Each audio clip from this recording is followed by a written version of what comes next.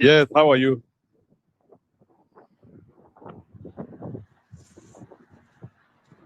Wanaendeleaje? Yes, nawakaribisha kwa show yetu siku ya leo. Yeah, hope umeshinda vizuri. Najua tu mnaona tu mtu ana wabo. Mtaniruhusu tu ni wabo tu. Yeah, but we have to do this. Yeah, this one we have to do. Lazima tufukuza kasongo cha ukweli na utuda.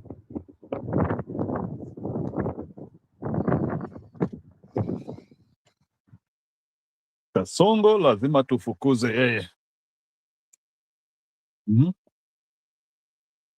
Hata kama hii DCP yetu inaanzia kukua elusive. Yeah. Today I want to be very serious with you people. I want to be very, very serious. Sababu inakaa huyu Gachagua wetu tumempea power, then like he has been unable to manage his troops. Whatever I've had in Kirinyaga, not a very nice story. Tuweke chanja. Yeah, whatever I've had in Kirinyaga, it's a very nice story. Anyway, ni sawa. Maisha ni haya. Yeah, naweza relax hapa kwanza kidogo niwape story. So mimi nimeshinda vizuri. Just a busy day. So just getting out and tunataka tusukume issue yetu. So mnajua issue yetu siku hizi tunasukuma between 6 hours. At least Mungu anatupea neema tunasukuma 6 hours. And for me I think that's a good time. Yeah. So the big story tonight is about Gacheri kauko Kirinyaga. Forget about wale watu wameenda kusalimia Gachagua. Gacheri ana claim. Gacheri ni kale kasichana kadogo 29 years old. Kale kasichana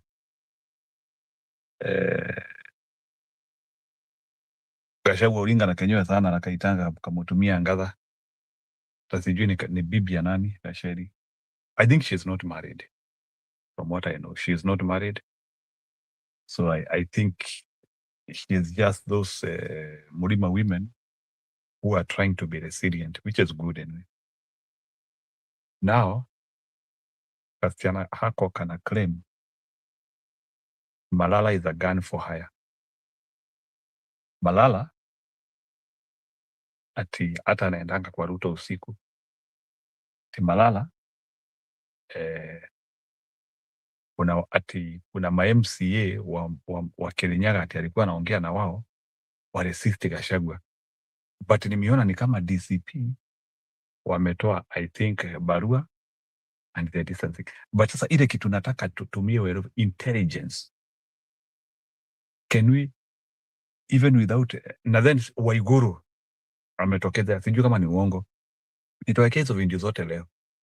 Waiguru naye anasema ati Wamunyoro na watu wengine wako kwa kampi ya Wamunyoro, kampi ya one term, ati wanashindanga kwa Ruto. I don't know, hii mambo sijui kwa nini imeamua kuconvolve hivyo mara moja. You know when information convolves. Those are things now. So leo nataka tuweke tarumbeta, darubini, barometer. Anyway, nimeona Innocent pia leo amenitumia gari kubwa ya Matiangi. I think Matiangi, that's the reason why he has blended vehicles. Naweza taka pia wale watu DCP ya Gachagua is he having branded vehicles na picha yake ya kusema anataka kukuwa president? Because that one can be one of the serious aspect. Mimi sijaona picha ya Gachagua. Mimi sijaona picha ya Gachagua. Sijamuona akiwa na branded vehicles. I think Gachagua has to apply intelligence. Ni kama Gachagua amewekewa aerial fight. Hii atoboi. Kulingana na vile ana and I think Stony PK said it here. Thinkers. Kuna vile Gachagua itabidi apply werevu sasa. I think Gachagua kuna vile yani anataka tu kumalizwa haraka haraka. Na ile swali najiuliza ni Gachagua akimalizwa tutabaki na nani? Who will be left to purge the one term food? Itakuwa tu ni akina Sifuna peke yao. That is something I would want us now to evaluate. Who else on that front? Yeah, who else on that front? It is something we should actually start thinking about. Who else on that front?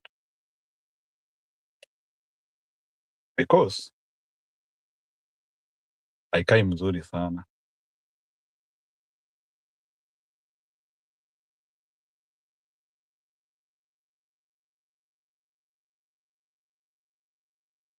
So those betrayal things which zinaanzia kujitokeza DCP, they are not very colorful.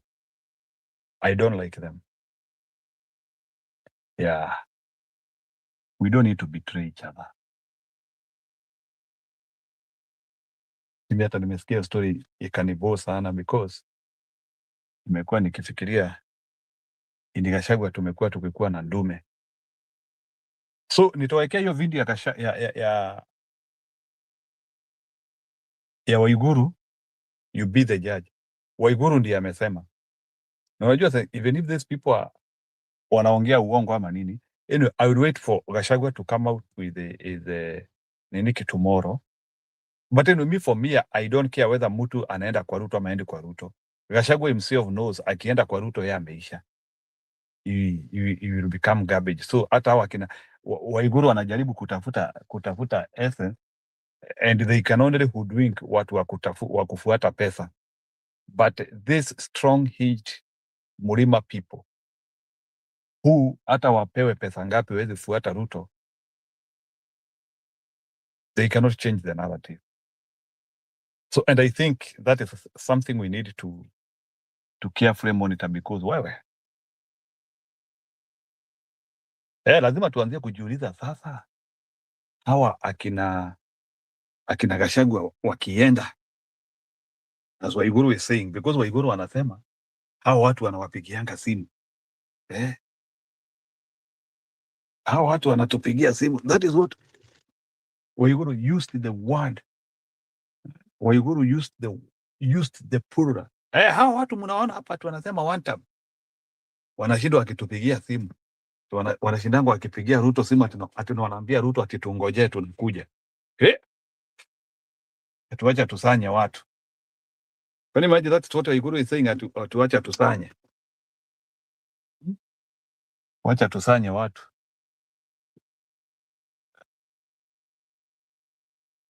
Waiguru asituletee hiyo bana.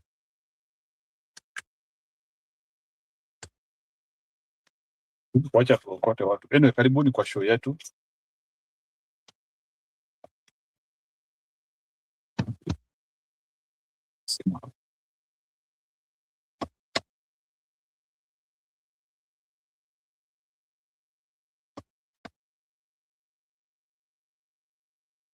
Okay.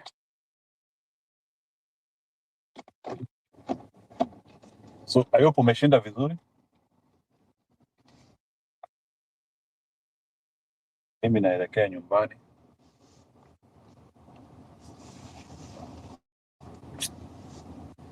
So, hiyo story ya Waiguru. Head southwest, then make a U-turn. S4052. Hiyo story ya Waiguru, we have to talk about it because it's really showing that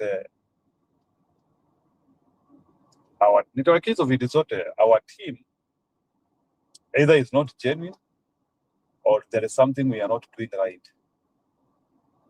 Na mimi naona sasa huu upinzani wetu itabidi tuanzie kuangalia other avenues now. Some of these people tunafikiria ni wao, si wenyewe. I think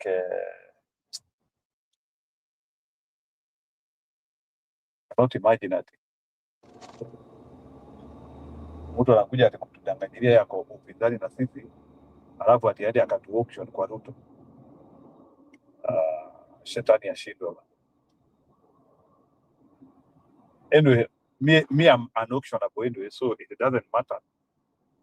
Lakini unajua kuna wale raia ambao hawajielewi.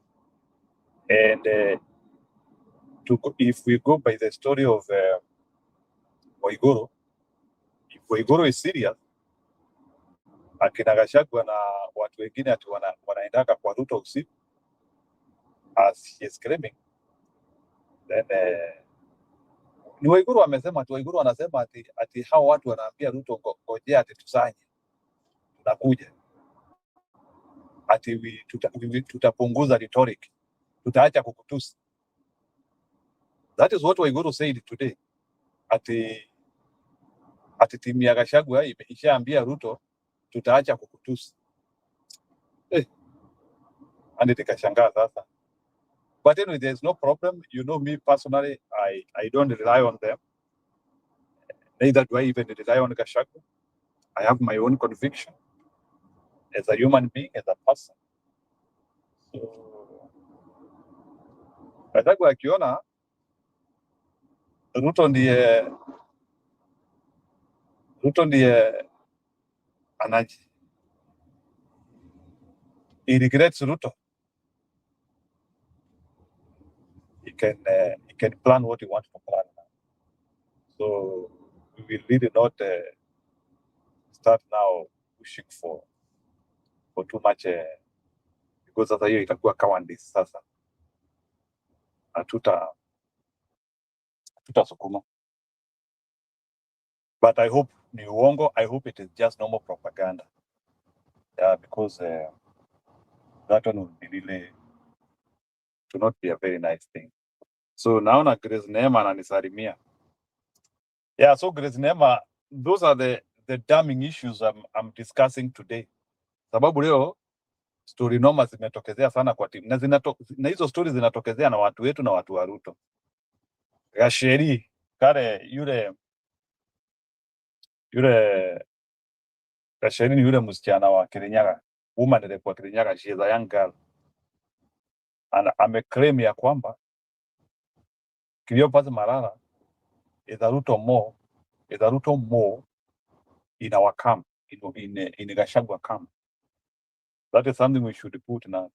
Tuanzie then tukakaka the same information, although hakutaja majina, ikatajwa na Waiguru. Waiguru wamesema kuna watu wako vyama zetu za upinzani na wanaambia Ruto awangoje. Sasa ni kama wame overturn ile narrative yetu ya kina Gachagua na Sifuna walikuwa wanasema kuna watu wanatungojea. Hata Ruto anaanzia kusema kuna watu wa upinzani wanamwambia awangoje. So that is the conundrum now which we are facing. Kuna watu wanasema wangojewe. Unajua kujuza really? Nani anaweza? Si nilikuwa nikifikiria Ruto ameisha. Nani anaweza ambia Ruto amgoje? That is a waste of time. Sio ni kupoteza hewa. Unaambia Ruto akungojea aje seriously? So maybe kama kuna mtu wako kwa comment section, please, I would appreciate if you comment on that story. What is your opinion? I want to to hear people's opinion on that subject matter, because that subject matter is hyper. Munaonaje? Nataka kusikia hiyo subject matter hapo. I want to hear somebody advising. Yeah, Atirigiji told them to go and eat. Kwa Ruto. Hata nini, hata wakereketo wakurugenzi waende wakule. Sisemi hivyo. I think Grace Nema, you do not get it. We are analyzing very important information. Waiguru wamesema kuna watu wa upinzani wanashindanga kwa timu yao kusema wangojewe. Then Gasheria amesema Marara sio wetu. I don't know. It could be propaganda, it could not be true. And Gasheri claimed that Marara was assembling some MCAs to revolt against Gachagua. Nikashindwa, na venye Marara anakaanga kurus na Gachagua kweli. Even Gachagua at one time he claimed that he was mentoring Marara. Nikashindwa, hii nayo ni gani? So that one I was not very happy about. So hiyo information sikuelewa sana. But anyway, ni sawa. Maisha ni ya mtu. Unajua kuna vitu huwezi kuvumilia. Ya maisha ni ya mtu. So kama Malala yeye amesema ana miss kuisha, akuwe double agent. I was not expecting at in opposition. We will be struggling with the double agents. Yeah. Hiyo nayo siwezi amini ati tuna struggle na double agent in upinzani, because upinzani is more stable. Our objectives are clear. Ruto is not performing. So I think Ruto nile tu ameamua tu ku homogenate pande yetu. So ameamua kutukoroga. So that kama tutakuwa serious, atatukoroga kabisa. Yeah. So other than that, nimeona pia there are some aggressive tactics za kupokonya watu manyumba. I saw Rafael Tuju akilia, very emotional. Hata sikujua kuna Wakikuyu wameinvest mpaka Kisumu bwana. I just met with a script. Irongo Nyakera hapo na mkahawa Kisumu. Ilibidi aende akajengee Mera bwana. Unajua Mera anapenda kukaa kwa hizo mahoteli kubwa kubwa. So Irongo Nyakera hoteli yake jana ilikuwa imeatakiwa na kursi. I think sasa Ruto ameona sasa sababu diversify yao magunzi au magunzi wamekuwa akiattack watu. Amewaanzia sasa kuwapeleka sasa kuattack wanabiashara wale ambao hawako pande yake, and the former politicians who are not on his side, I think, as a way of intimidating them. That is why Irongo Nyakera was attacked yesterday. Nimeona hata watu wamedunga mavisu. Kwa hiyo hoteli ya Irongo Nyakera ili Kisumu, watu wamedunga mavisu baya sana. Which is not very, actually sio jambo la busara sana. Yeah. Watu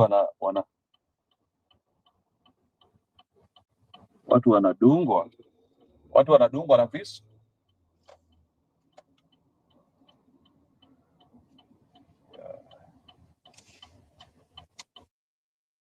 Watu wanadungwa na visu, which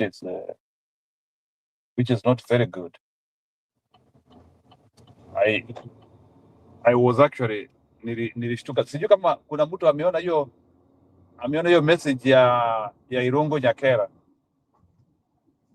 about some attacks which were done to him because sikuwa naamini, because why would you attack somebody? Yeah, I don't think that one is very good. Yeah, so anyway,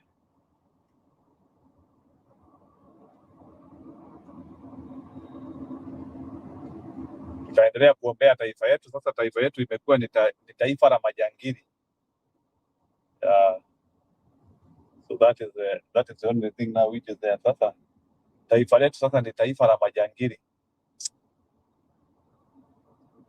It's so sad. I cannot imagine sasa hiyo ndio ile level tumefika sasa kama taifa. Yeah, it's really very annoying because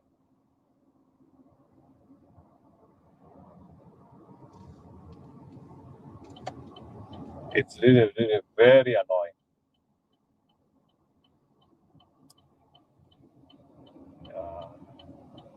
It's not okay.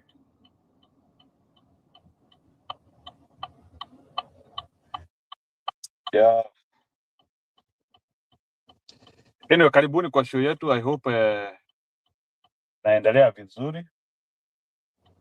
Mimi kama kawaida na I just start up the show very early. So kuna pressure. So nataka munikanganyulie hiyo story because I cannot believe that story of Mores. It's too much, like the explanation is too much, like ati kuna Mores pande yetu. Mimi nimekuwa nikifikiria bwana, sisi upinzani, sisi ndio tuko na wale watu serious. And it is true actually. Ni hao mashetani wanajaribu kutuonesha ni kama we are not okay. But our side is more serious.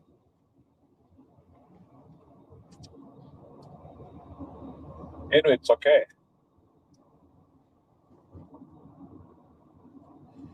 So hayo ni mambo kubwa sana because kama kuna mtu kwa hii dunia ni mbaya ni Mole. Ya Mole anaweza wamaliza nyinyi wote bwana. Mole hana tofauti na mtu anaweza kuplania mabaya. Moles are very dangerous. Kama kuna binadamu can cause havoc in life, hiyo vitu tunaita mole ama mole. MOLE. It's the worst. Don't even think of ever associating with a mole in anything in your life. Yeah, it's really very dangerous. So akina Stone PK, kama mkuja kwa show sai na akina msimamo ama leo Chips Corner utaingia. Yeah, anyway, wacha nifike niwachezee hizo mavideo kadhaa muniambie iko namna gani, because we have to percolate about them.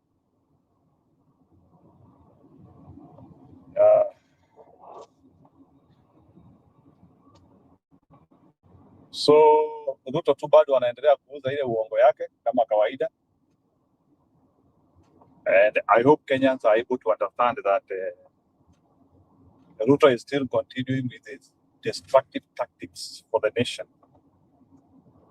Na hakuna kitu Ruto atafanya, no matter the pretense. Hakuna jambo la busara Ruto atafanya katika taifa letu. So the earlier the Kenyans understand him, the better. Yes, and we have to start learning him because ni jambo la muhimu, lazima tuanzie. I think hata tushasoma Ruto, so I don't think it's something which needs to be announced.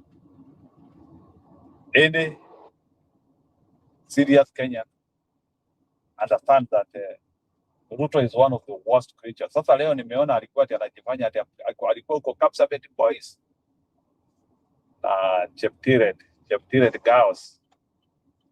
Well, I think ako kwa ziara sasa ya trying kujaribu kuonesha ati watu wa nyumbani anaweza wafanyia kitu.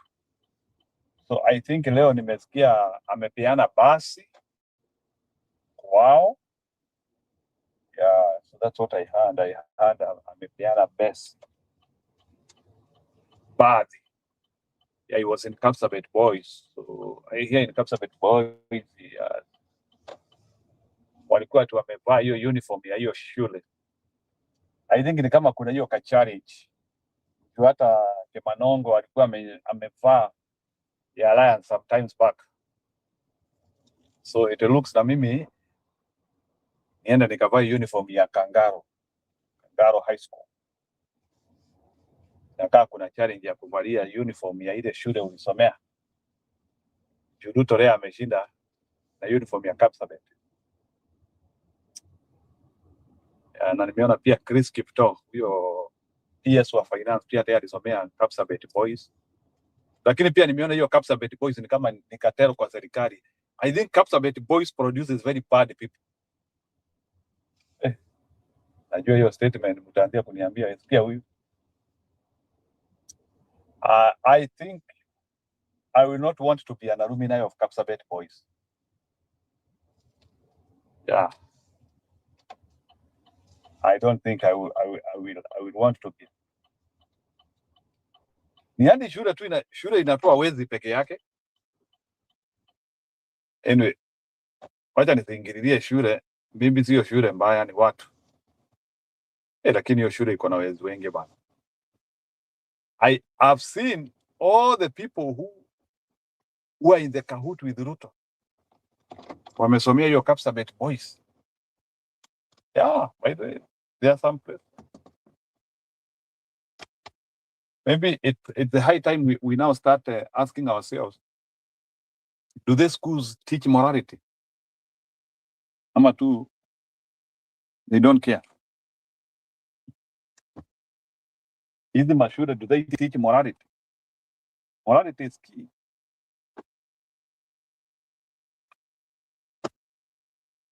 Nimefika Munirusu tu kidogo nitoke.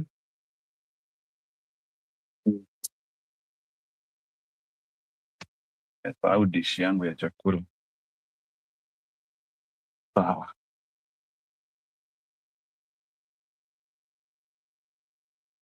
Shida ya kutokezea haraka haraka. I think I will look for something to carry.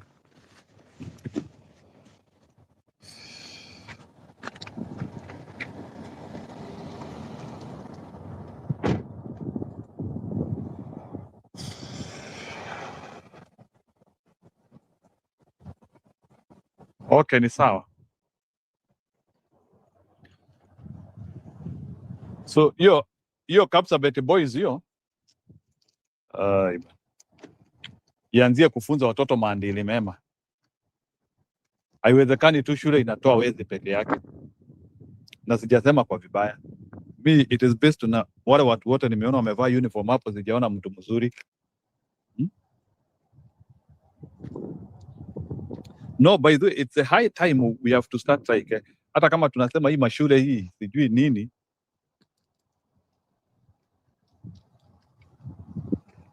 Saa zingine ukiangalia shule wale watu inatoa sana. And I'm not saying it is Kapsabet Boys alone. Unajua ni kitu tu unafanya tu statistically. Unaangalia unasema na hii shule. Yeah. Hata hiyo Alliance sijaona ikitoa watu wazuri. Kama hiyo Alliance inatoa kina Kimanongo, akina nani? Starehe imetoa nani? At least starehe, kuna majamaa naonanga hapo wanaringaringa na starehe hapo. At least grief is kuna. Anyway, I don't. Anyway, Africans are very corrupt anyway. I don't think I'm even factual when I'm saying that, because doesn't matter umesomea wapi. Waafrika tu ni wezi tu, majority of us.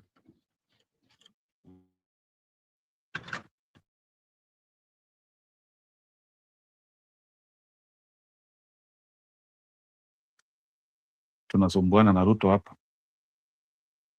which is very bad. Lazima tusumbuane na Ruto kabisa. It's not a good thing. Human beings can be nice. Yeah. So nimefika kidogo tu.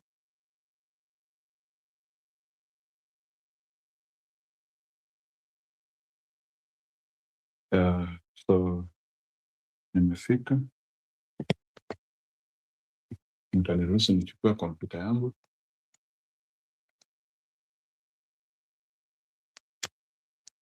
Yeah, so today, unless people come, I will not be able to manage a very long show, because I also need to rest a little bit. I had a very, very rough day. Yeah.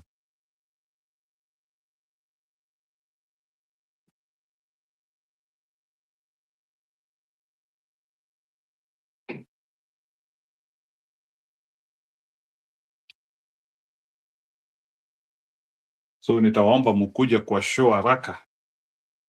Msikuje hii wakati wa injury time.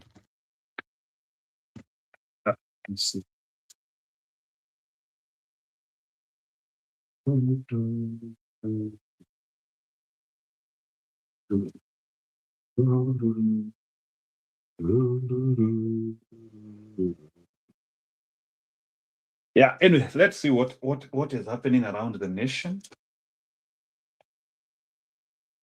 Alafu tuongee.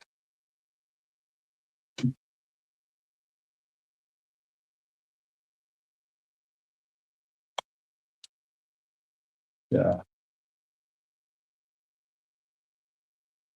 Na leo comment section imenyamaza sana.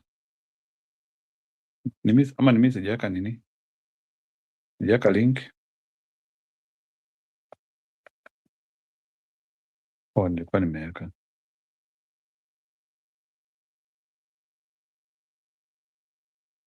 Naingize mbudi. Yes, Bwana Alekio. Good afternoon, ama ni good evening. Jana nilikuona umevaa ni ya UDA ya yellow. Ama ni ya construction. Haya, sema sababu nasikia ni kama unataka kuniingililia. Just say. So, okay, karibu sana, I think, unajua ndio nimekuja kujua saa zingine unakujanga hapa unanichungulia, unasema wacha hicho kimutu kiongea hapo peke yake. Najua I think pia mnatakanga kunipima. Unajua saa ingine huwa tunavamiwa kwa comment section au tutetei, tunachukuanga day off bana. Unajua vile saa ingine tunatukana huko. Sasa wewe budi wewe bwana na unachukua day off. Iko siku hata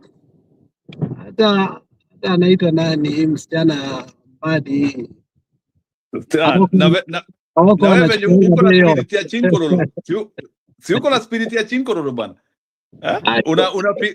Iko wakati nakataa bwana. Bwana wewe uko na spirit ya chinkororo bwana, na you are claiming to be defenseless. Iko wakati inakuwa nyingi bwana. Hata Uhuru alifunga Twitter account bwana. Unaona venye Ana amekuja hapa haraka. So Ana nataka kusikia ama ni wewe, ni yeye. Unajua tunajua Ana is the most violent here. And a dog barking without teeth. Aya. Oh, ile tu inalia tu. Unajua huko Kisiko kila mtu ako na mapera na Yeah. avocado kwa nyumba yake nje, so kuna kuanga na umbwa moja inakaanga hapo nje, inabweka, the more unakuja inatoroka, inaweka mkia hivi inatoroka. Yeah, anyway, let me take you straight to the fact. Bwana Mbudi, have you heard that devastating news from that woman from Kirinyaga? Yeah, I saw that. Can you tell me, is it like a double-edged sword whereby ama hata huyu msichana anaweza kuwa kwa UDA ndiye anataka kufanya hivyo? Is she true or not true? Na hii information ametoa wapi? Because again you look at that and then Waiguru has also said the same thing. Waiguru amesema kuna watu wako pande yetu wanashindwa wakiambia Ruto wanaenda. That is what Waiguru has said today. React. I didn't want to start from that high stake, but because I wanted to take that information with a lot of caution, and I synthesized the information with a lot of caution, given the fact that Ruto has had a very bad week and a very rough month. And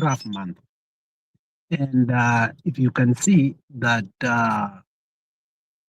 they will do anything and everything to make sure that they divert our attention and the attention of the opposition in general, because it's really gaining momentum. If you saw Matiang'i, tour in Narok, interacting with the Kitsigis people after the death of Ngeno. If you saw today, actually, even in Nandi Hills itself, like Yani Ruto understands, and the intelligence has told him ground imekataa. Unaelewa? And they are using every kind of smear to make sure that they concoct, they divert us, because as Gachagua said, you have to be very careful on how we treat issues, but otherwise if we rush, they are going to be ahead of us. Now, Malala's issue is quite complicated, and for me, from the very first, I felt bad that we allowed Malala to become actually the Secretary General of DCP. I said it earlier here, and you guys kept on saying that, oh, you need a national outlook. When you are at the point of conception, and given the history of our country, of malls and people being paid handsomely to destroy anything that is starting before even the planting, you need to ask yourself, who can I really ask? I am not going to implicate Malala here, but Malala has had incidences that he should not be part of anything that is formidable and robust if you want it to be sustainable. If you remember, after the revenue allocation debate, Malala acted up that he staged something, and from there I started looking intently at the man on how he's playing his politics. And to be honest, I don't trust Malala. But then again, they have used that as a tool to disrupt DCP. That information, whether we like it or not, henceforth from today, whether Malala is with us or not, has really dented him, because already there was suspicion about him. So any confidence that he will have built has been swallowed completely. Now, let's look at how he handled himself again and his relationship with Ruto. The deputy governor of Kakamega once said that the house that he lives was built bootstrap by Ruto. And every business enterprise that he has is Ruto. Now, remember when there was an altercation between Malala and the government, until today, we've never known why the guy was inside the house and the DCI were outside, because that staging, I think, was overnight or 2 days. Until today, we don't know if it was like drugs. We don't know if it was money. We are not being told what actually it was. But one thing I'm sure that he was holding defense on behalf of Ruto. Okay. And that is why all that had happened. And they understood that Malala and Ruto, in terms of proximity, they are very close. Now, going there, again, something happened about Malala that, I'm just giving you the history of Malala, ambayo we need to question a lot. The first person to bring Malala to Ruto to the Luya nation bravely without fear was Boni Khalwale. But how Malala got the nomination for governorship and Malala got the nomination for governorship and Boni Khalwale lost, and the interest that Ruto had towards that, until today, I don't think even Boni Khalwale himself has been able to answer that question. In fact, Boni Khalwale went to the Senate reluctantly because he didn't want again to stay in the cold. After that, Malala lost. How again he became the Secretary General of UDA, surpassing the ranks of people like Koistani, so on and so forth. Again, it was very questionable. Now, after becoming the Secretary General, now this is the key area that you need to know, the proximity of Ruto and Malala. Malala was given a portfolio to sit in the cabinet by the virtue that he is just a Secretary General of UDA. And I started asking myself the value of Malala to Ruto. Like, how much does Ruto value Malala to the point? Remember the famous debate between Malala and Olekina Ledama, when Olekina said, "Don't bring boys here to debate me," and Malala trying to defend Ruto aimlessly on JKL. I think that made me understand that the relationship between Malala and Ruto is very, very deep. And I think that is also the nature of the relationship that also Ndindi Nyoro has had with Ruto, to the extent that even Ndindi Nyoro was to support Gachagua to the core. I think people still will never trust Ndindi Nyoro. So that proximity and the trust that these people had and are still having to Ruto, to me, I don't think that it ended. Brings a lot of suspicion from the onset that Malala has been Amor. Now, lastly, Malala was missing on the DCP party meeting that was in the coastal region, only to surface later on. That was the last day. And the photo apps that they took with Gachagua, that also was questionable. So when this lady comes up and says whatever she says, and Njiru, I don't know why you ask me a very heavy question and you go away, because it feels like you're talking alone. What I'm here with you. Please. What made me question even more, actually, and almost trust this lady, was the sentiment of this lady. I have never heard anybody politically dare somebody so brightly and so eloquently the way this lady dared. I don't, the choice of words still linger in my hand and say, for your information, sijui where I come from, we milk lions while we sit on porcupines. You know, I'm like, oh my goodness, what the heck?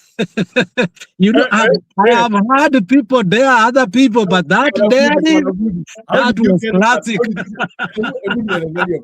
According to you, No, I don't want to preempt. I'm only saying that, me, of all these things, I thought they were just allegations. But that punchline, in my political life, let me be very honest, I have never seen somebody eloquently dare somebody with words that I can almost say that if I was Malala, I would not answer this woman because I don't know where she's coming from and where she's going to. Nobody can dare you that way, that where I come from, we'll milk lion while sitting on porcupines. My mother comes from where porcupines. What that woman is saying is that I don't fear any danger. Already, ukikaria porcupine, hiyo ni miba unakaria. Ukienda ukienda kushika matiti ya lion, hiyo ni danger unashika. So Musiana anasema, I know what I'm doing and I don't regret it. I'm doing it willingly. Well, as I can still say, man, I have never in my political life, I have never seen somebody dare somebody eloquently, firmly.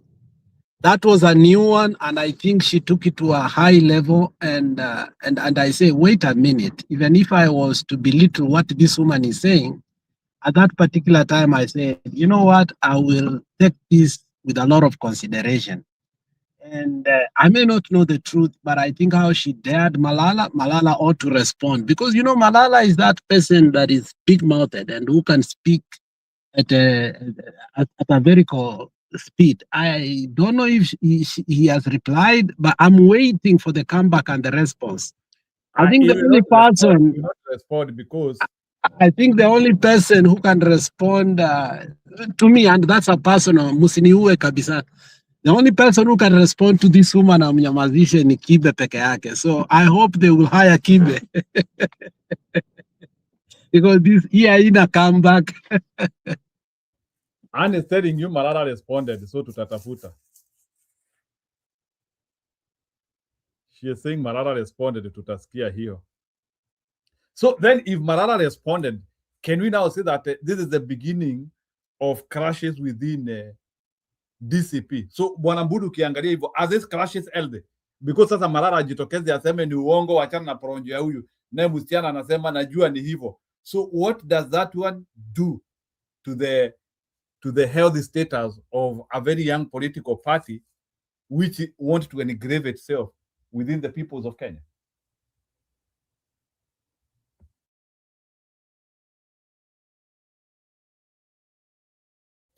Yes, Budi, are you getting me? I'm saying I wish Stone will come in and chip in. Siku hizi internet yake ni kama inarukaruka. The bundles zinamwishiaga. Anyway. So, I think for me, I don't know what I thought about this. I really sat down because I've been gravitating towards DCP a lot because I was asking if we have two parties in the mountain, it is going to be very difficult to defeat Kasongo. So I've been a brave supporter of DCP. But I think what has emerged so far is when you are building a sustainable political movement and you understand where your vision is, at some point you must have sycophants who do not reason beyond your word. Loyalists, such as Baba has had at some point, but with brains. People like Kalorio Mondi, they were with Baba. People like Eliud Owalo, people like Jaka Kimba, but they understood where they are coming and going to. So outsiders are okay. And when I say outsider, it's a very loose word because, to be honest, we have regional parties. We don't have national parties. Even Ruto, when he started the UDM, he bought the UDM, he found so many problems until him and Isaac Ruto and the rest of the Kalenjin community went and started URP. And that is how URP transformed to, what we have today, to be the party of UDA. But if you look at it very well, Rigathi is learning a lot of things right now, and I think he still have time. DCP as it was, it will never be the same. I think they might, if I was Rigathi Gachagua, I could even give up the name and just start another movement from bootstrap. If I was him, this is, Ruto is very good in planting malls. Remember even the issue of Men in Black to have been used.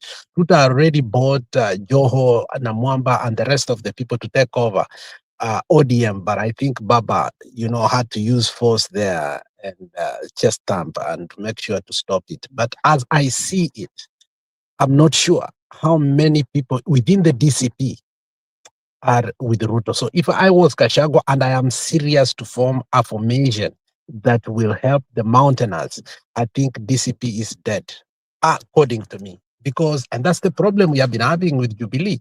Jubilee, we have said this former Nyeri Town member of parliament was or still NIS. We have people like Kioni who have been, treated with suspicion over and over and over and over. We have people like Uhuru Kenyatta who still we don't trust. So DCP as it right now, the founders and everybody, with the issue of Malala coming out, a lot of suspicion is going to happen within it. And I think the break of trust within the high hierarchy, and if you start again changing people, they will start implicating, it's a tribal, in the end of the day, let me tell you, these issues you are protecting that let it become a national party. Rigathi will always be seen as a tribalist. So there's no need to try to sanitize that. In fact, it should become even more tribal openly so that they can deal with it, because that is how they have branded him. I don't know why you people fear. Malala should have never been anywhere near close to the leadership up there. Never, because of his history. So going forth, I fear if DCP itself will continue to be what it was with all this information coming out, because everybody is going to be treated with contempt and serious suspicion. And you cannot build a movement with suspicion. It's very difficult, especially when you don't sleep with somebody in the same house every day.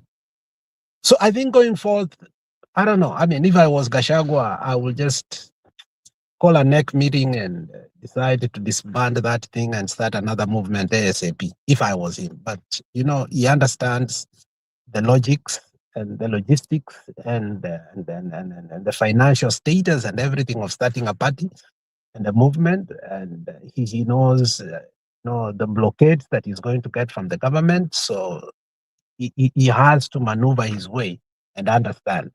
But currently, if that is what is going to stand for the mountain, I think 30 to 40% of whoever that is registered in that movement obviously is going to turn out to be a mall. That is my fear. The same way we had so many malls who ended up contesting in ODM, won, and then when we came to voting for the speaker, only to find that Ruto had already planted malls and the minority became the majority in parliament. Ruto is so good in doing that. And in a country whereby everybody has a price, I think Gachagua needs now to understand that here money matters. Thank you.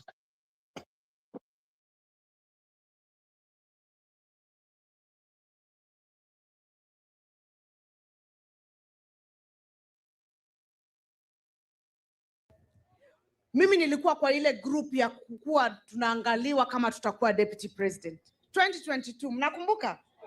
Mimi nikajitoa, lakini mimi kama governor wa Kirinyaga nilisimama na Rigathi Gachagua na anajua, amekutana na wabunge na amewaambia. I stood with him, nikasema tunataka tushinde, wewe chukua Rigathi. Sa ile mizozo ilianza, unajua hiyo maneno sio yetu ya county. Sisi tuko upande huu wa county, hiyo ni ya bunge. Nakumbuka nikiomba, please try and save him. Mimi nimeongea na president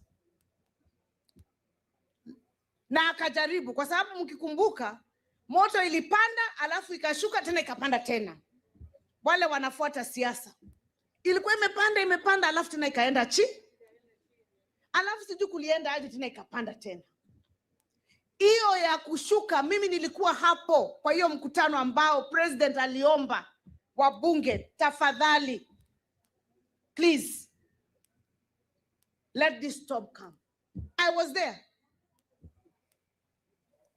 Na gavana sisi alikuwa hapo. Na wabunge wakatulia that time. Sijui tena kulienda aje. Au wenyewe ndio wanajua. Neika umanene. Si ndio? Neika umanake. Nene, kwa sababu mimi sikukuwa hapo. Kwa hivyo mimi, mkisikia nikiongea si ati kwa mtu ninadharau. Nilikuwa nataka niwapatie background. Munielewe. Kuna maneno mengi sana tunajua na tunasikia, lakini si maneno yote tunaletea wananchi.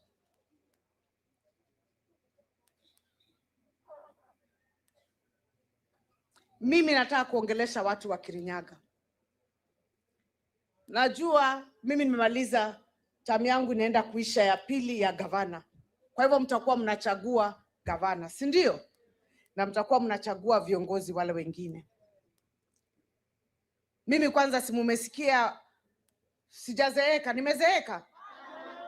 Mnataka niende nyumbani? Nyapate? Goro jehawi goro hanini? Mnataka tupande juu? Tulikuwa pale, hata kama hii ingine ikiongelewa, si Kenya walikuwa wanaongea maneno yangu. Si walikuwa wanatuleta hapo nasema wale wanaweza kuwa ni hawa.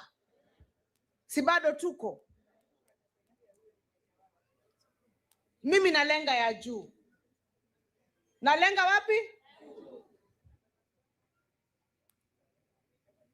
Lakini huko juu watu wa Kirinyaga hatuwezi pata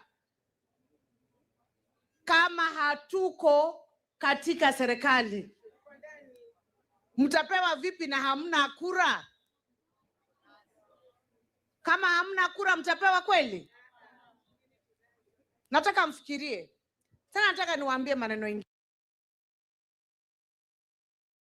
Budi, nataka, that's a very serious confirmation.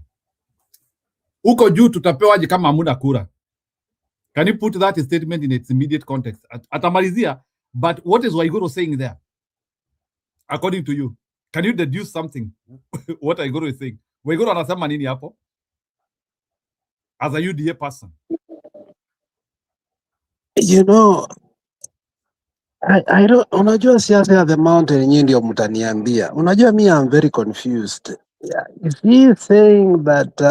she saying that Kindiki was holding the position temporarily while they look for the real VP ama nini? You know, I don't know. I mean, tumekuwa tukipiga Oburu because Oburu aliuliza hiyo kiti. What Waiguru is saying hapo kidogo, what Waiguru is saying from my interpretation, Waiguru is confirming Mlima iko na Ruto. Number one, from that speech, juu anasema tutarenga haji huko juu na hatuna kura. That's what she is saying. Tutarenga No, I think from what I'm hearing is he's competing with Gladys Wanga. That is what I'm hearing. Of course, that is one level. She is competing, but she is also saying for her to be competitive, lazima kukue na kura. Watu wa Mlima lazima waende kwa Ruto. That's what she is trying to say. Naweza tu panda juu kama watu wa Mlima wako kwa Ruto. And from the statement, hiyo statement amesema hapo chini kidogo, amesema nitapanda juu haji kama hatuna kura.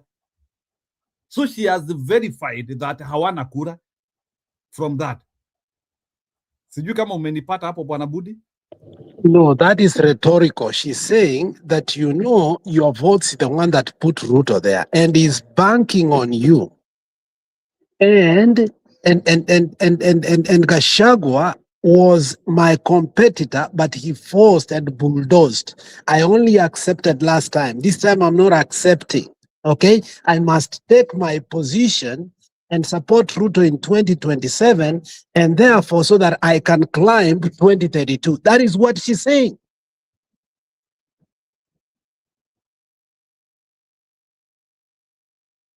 Aya, wacha amalizie.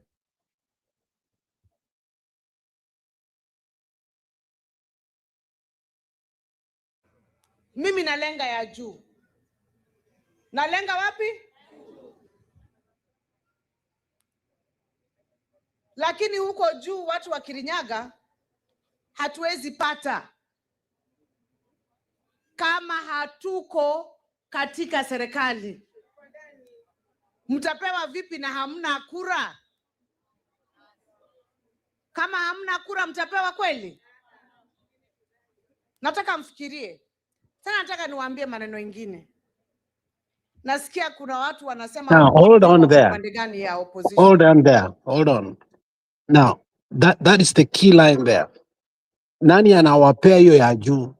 Ni kura zenu zinawapea ama mnaenda kunegotiate? So what she's saying is Ruto bado ndiye atabaki kula juu, lakini atatupea udeputy.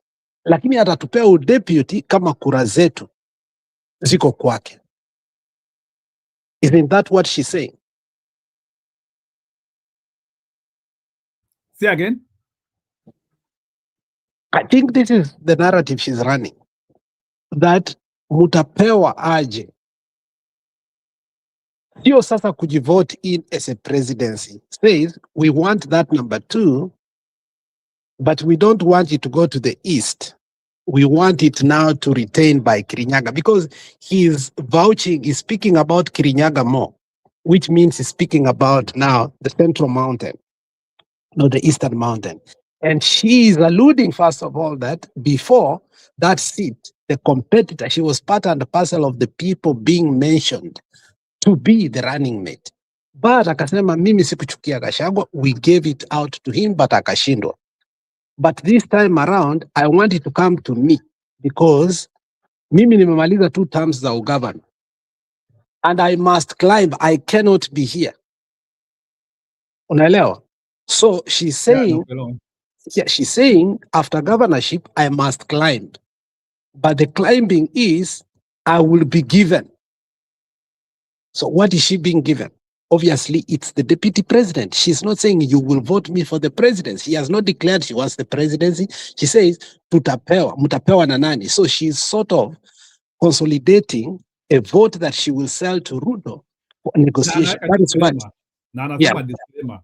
Yeah, that is basically what I'm hearing.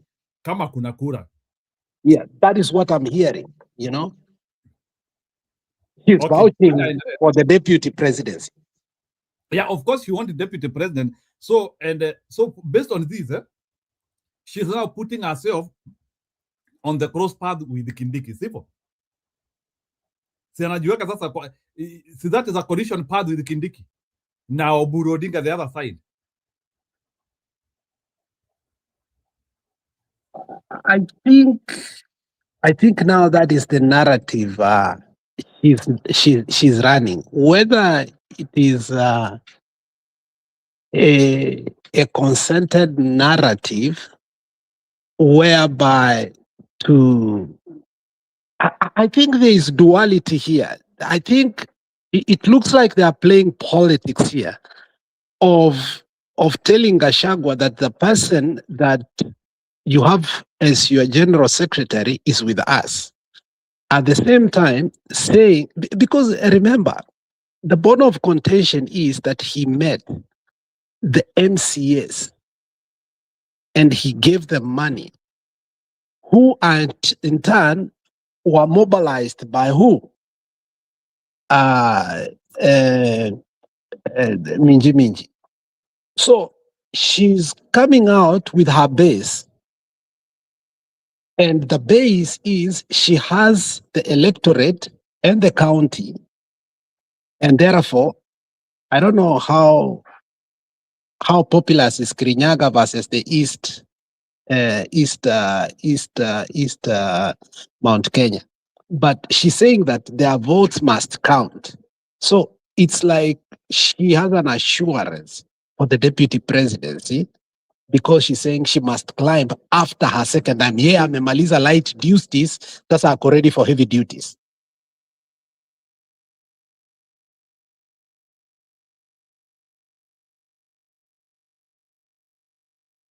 Okay, tusongeshe kidogo eh? Onge. Unataka kuniingisha siasa ya mountain. Mi siasa- Stone PK atasema Hii ndio hivi. Mimi sielewangi. Mimi sikuzangi mlima. Wewe unataka ni analyze what is too complex for me. Utaguza mlima mpaka Njohero. Hata utaguza mlima mpaka hipi ya mlima wewe. Wacha hivi unaogopa hivyo. Hiyo mimi maneno ya mlima sitaki kuguza. Wewe hold on. Hiro, mimi ukifika hapa ndarudi. Ukifika mahali ya Ndoki Njungu going to ICC International Court, na ukifika mahali kesi ya Edwin Sifuna mahali alipata temporary reprieve, okay, I will want to get in because Ruto is playing a chess complex game, okay, and he's already ahead of us, and I'm fearing that we are not seeing what he's doing. He's losing on the ground, but on the media he's playing a narrative that is so complex. Now, the court as it is today, it's going to be totally taken because Ndoki akienda, Ibrahim amekufa, unaelewa, wengine wana retire. I mean, the whole Supreme Court is gone. So we don't want to talk about that. He wants us to talk about something else. And then I wanted us to talk about the temporary reprieve and how Odera actually represented, because I watched the whole thing, I wanted to know if the courts will actually give Sifuna, justice, which actually they gave him temporary reprieve. My question is, anybody who watched, do you think that is going to be sustainable? And what's the game plan for? Is he really in ODM, or he just want to stop ODM as a party from being used by Ruto so that Ruto fails? So ikifika hapo mimi nitaingia. Maneno ya mlima is too complex for me. Haya ni sawa. Wacha mama aongee. Wacha deputy president yaongee. Wacha deputy president according to her ashajideclare. Na si unajua huyu mama, si unajua alianza, unajua huyu mama anajua, she knows how to brush na wakubwa. Anajua kuwekelea thorax kwa wakubwa. Anyway, ndirenda kwaria urucia mundu no reke njarie kaundu kamwe ndamuria kiuria ithe mutikunjokeria. Juzi dada yangu ambaye mimi naheshimu sana amesema anasimama president wa kutoka huku kwenu Kirinyaga.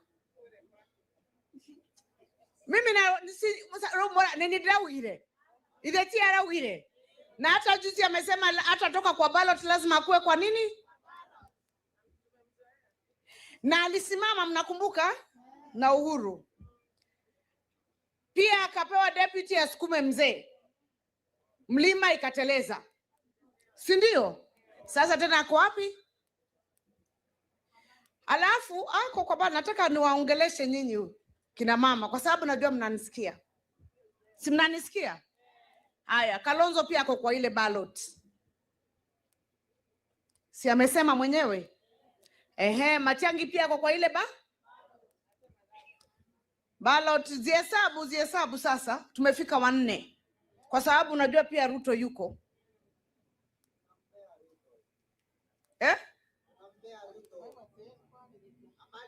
Kuna wengine hata sitataja. Kuna Maraga, kuna Boniface, kuna wale mnasemanga also Ren. Hata tukitaja hao 4. Hii serikali ambayo nyinyi muliunda nyinyi, unajua hii ya UDA ni yenu. Kwani ni ya nani? Kama iko watu walipatia kura UDA ni nyinyi. Mount Kenya na Kirinyaga ilikuwa 99%. So it is your government. Mtoto wenu nyinyi wenyewe muliza. Hapo amefika ni wenu. Sio wa mtu mwingine. Ni wenu. Sasa muache wenu akiwa kwa karai, munakimbia kuchukua wa mwingine. Munasema hapo tumefika, turudi miaka ingine tuanze kuhesabu tena. Mimi hiyo hesabu ya ingiani. Na hawa nakwambia, me I will say this. In the last elections, sisi UDA tulikuwa na nusu. Tulishinda na very little. Hiyo ingine ilikuwa ODM. Si ndio? Hiyo ODM imeshikana na UDA. Wachaneni na hii moto kidogo hii ya karatasi. Hakuna mahali inaenda. For as long as you're 6-7 candidates, hakuna mahali inaenda. Lakini najua vijana wanapenda excitement. Why is Waiguru thinking that those 7 candidates will not unite? Why is Waiguru presenting like opposition, hatutashikana tukue na candidate mmoja? Ati hakuna pale tunaenda, hiyo ni moto ya makaratasi as long as we have 7 candidates. Those 7 candidates will thaw into one. Huyu mama kweli yako na kichaa. Uhuru amuongereshe. Wanataka waambie si ndio? Lakini bottom line, sisi naona hiyo industrial park tumeweka hapo ni kwa sababu niko kwa serikali. Naona hii barabara ya lami ambayo tumekuja nayo hapa ni kwa sababu niko kwa serikali. Naona hizo soko ambazo zinatengenezwa ni kwa sababu tuko kwa serikali. Sasa nyinyi mnataka tutoe kwa serikali tuende opposition. Tukue tunaangalia development miaka 10-20 tukiwa nje. Mimi nawauliza, wacha nikuambie kitu kingine, niwaambie nisiwaambie. Huyu mwenye mnafuata, na mimi nimekuambia, si umesikia nikisema mimi mwenyewe nimemtetea. Na kama anasema sikumtetea seme, nimesema uongo. He knows it. Na alisema mbele ya ni kama haikuongea hapo. There was kuna vile alisema about him. I don't know why I've lost that one.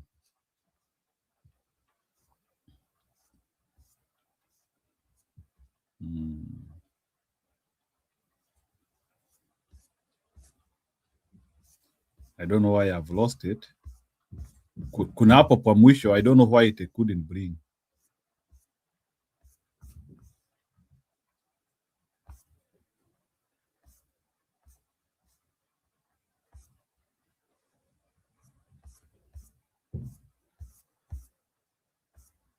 Yeah, pia Gachagua game yake lazima itabidi advance game yake. He has to know how to assemble teams now.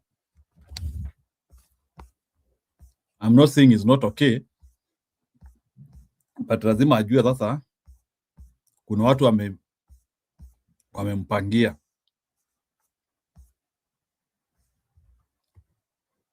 Aya, wacha amalizie pengine. That's the sound of an American oil company hard at work. Want to be a part of it? Listen up. Hello. Nitoboe nisitoboe? Oh, ni hapo. Sorry. Peleka kwa meza. Ni ukweli, sio mimi nimefanya, simuliletewa kwa news. Viongozi wa polling zimefanywa nationally. Tuseme hata 7 counties. Nchi yote. The only region ambayo inaleta shida kwa serikali ni hii yenu. Hata sio East. Sio Mount Kenya East. Huko simuliona walishinda. Ni hii yenu hizi county 4. County 4 out of 47 counties.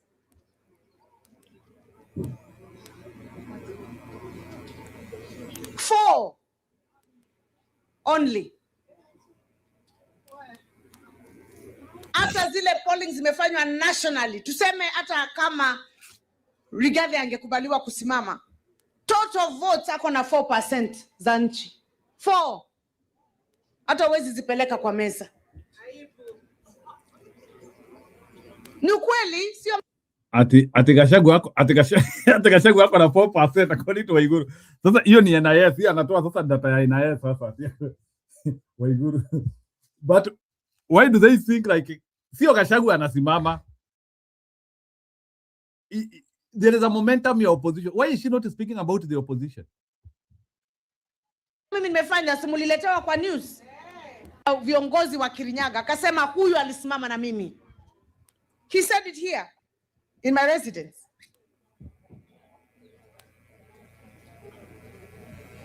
Yeye mwenyewe kwa sababu ashaikuwa kwa serikali ambayo ameunda, anajua hakuna mahali wanaenda. He knows. Na watu wake na yeye pia wanatumana jioni, usiku. Niseme nisiseme, nitoboe nisitoboe, wanatumana kwa huyu Ruto, sio mwingine. Wanasema watapunguza matusi, lakini yeye wacha ashike Mount Kenya alete kwa na nyinyi mko hapa mnaimba sijui tam. Niseme nisiseme, nitoboe nisitoboe, wanatumana kwa huyu Ruto, sio mwingine. Wanasema watapunguza matusi, lakini yeye wacha ashike Mount Kenya alete kwa na nyinyi mko hapa mnaimba sijui tam.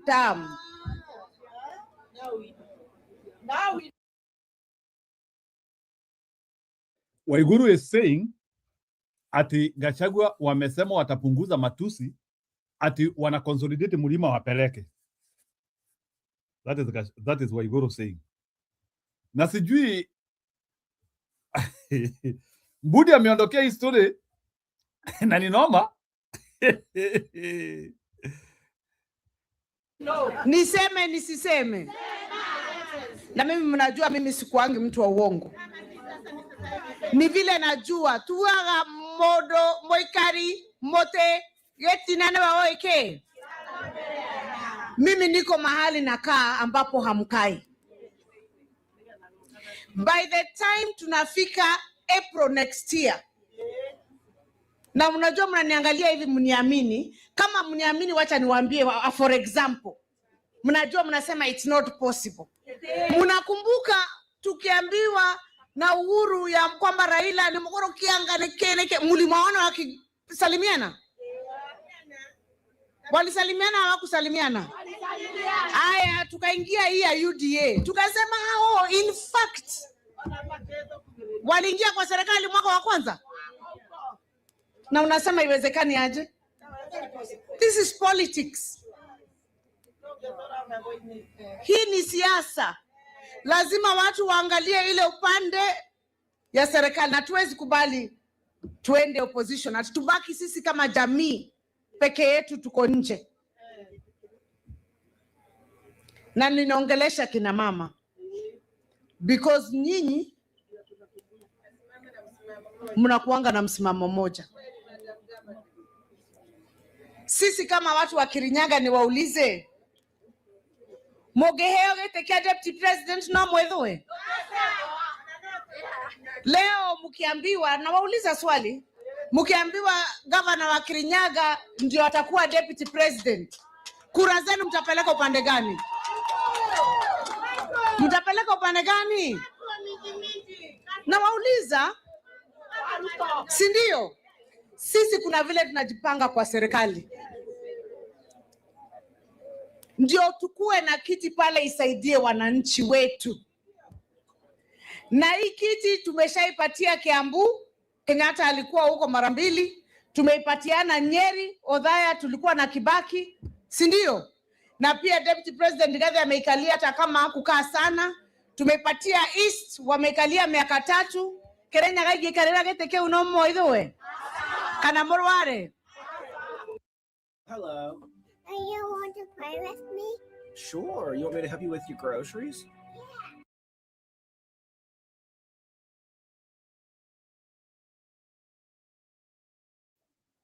hiyo story ya Madam Waiguru ningetaka watu wakuja wapakolete hiyo story hapa. Sijui kwa nini watu wanaondokea. So kuna mtu anasema Ndindi Nyoro amearestiwa. Sijui kama ni hiyo story yake ya jana. Let me look for it.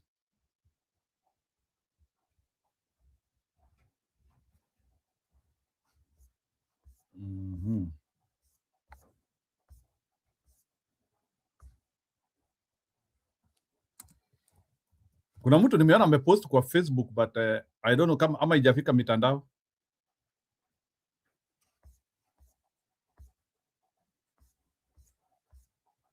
Anaarestiwa na rafiki yake.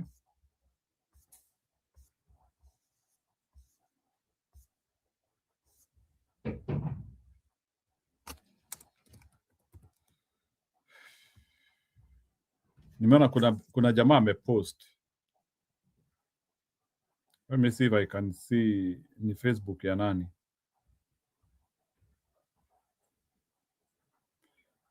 So Stone PK umeenda wapi?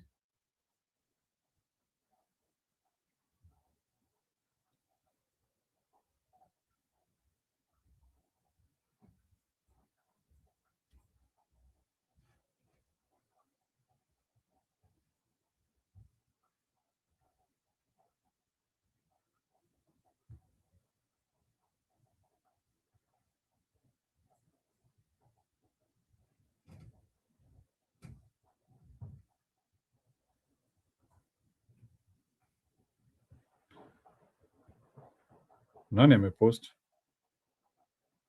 I just saw it a few minutes ago.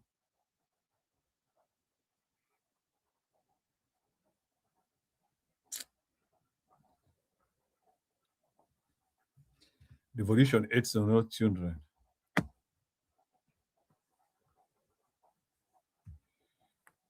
Haya ni sawa.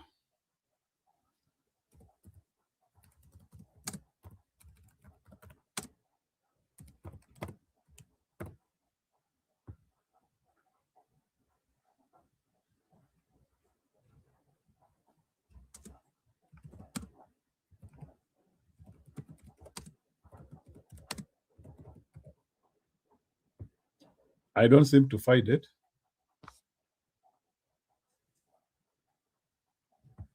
Haya. Wacha tuweke hawa.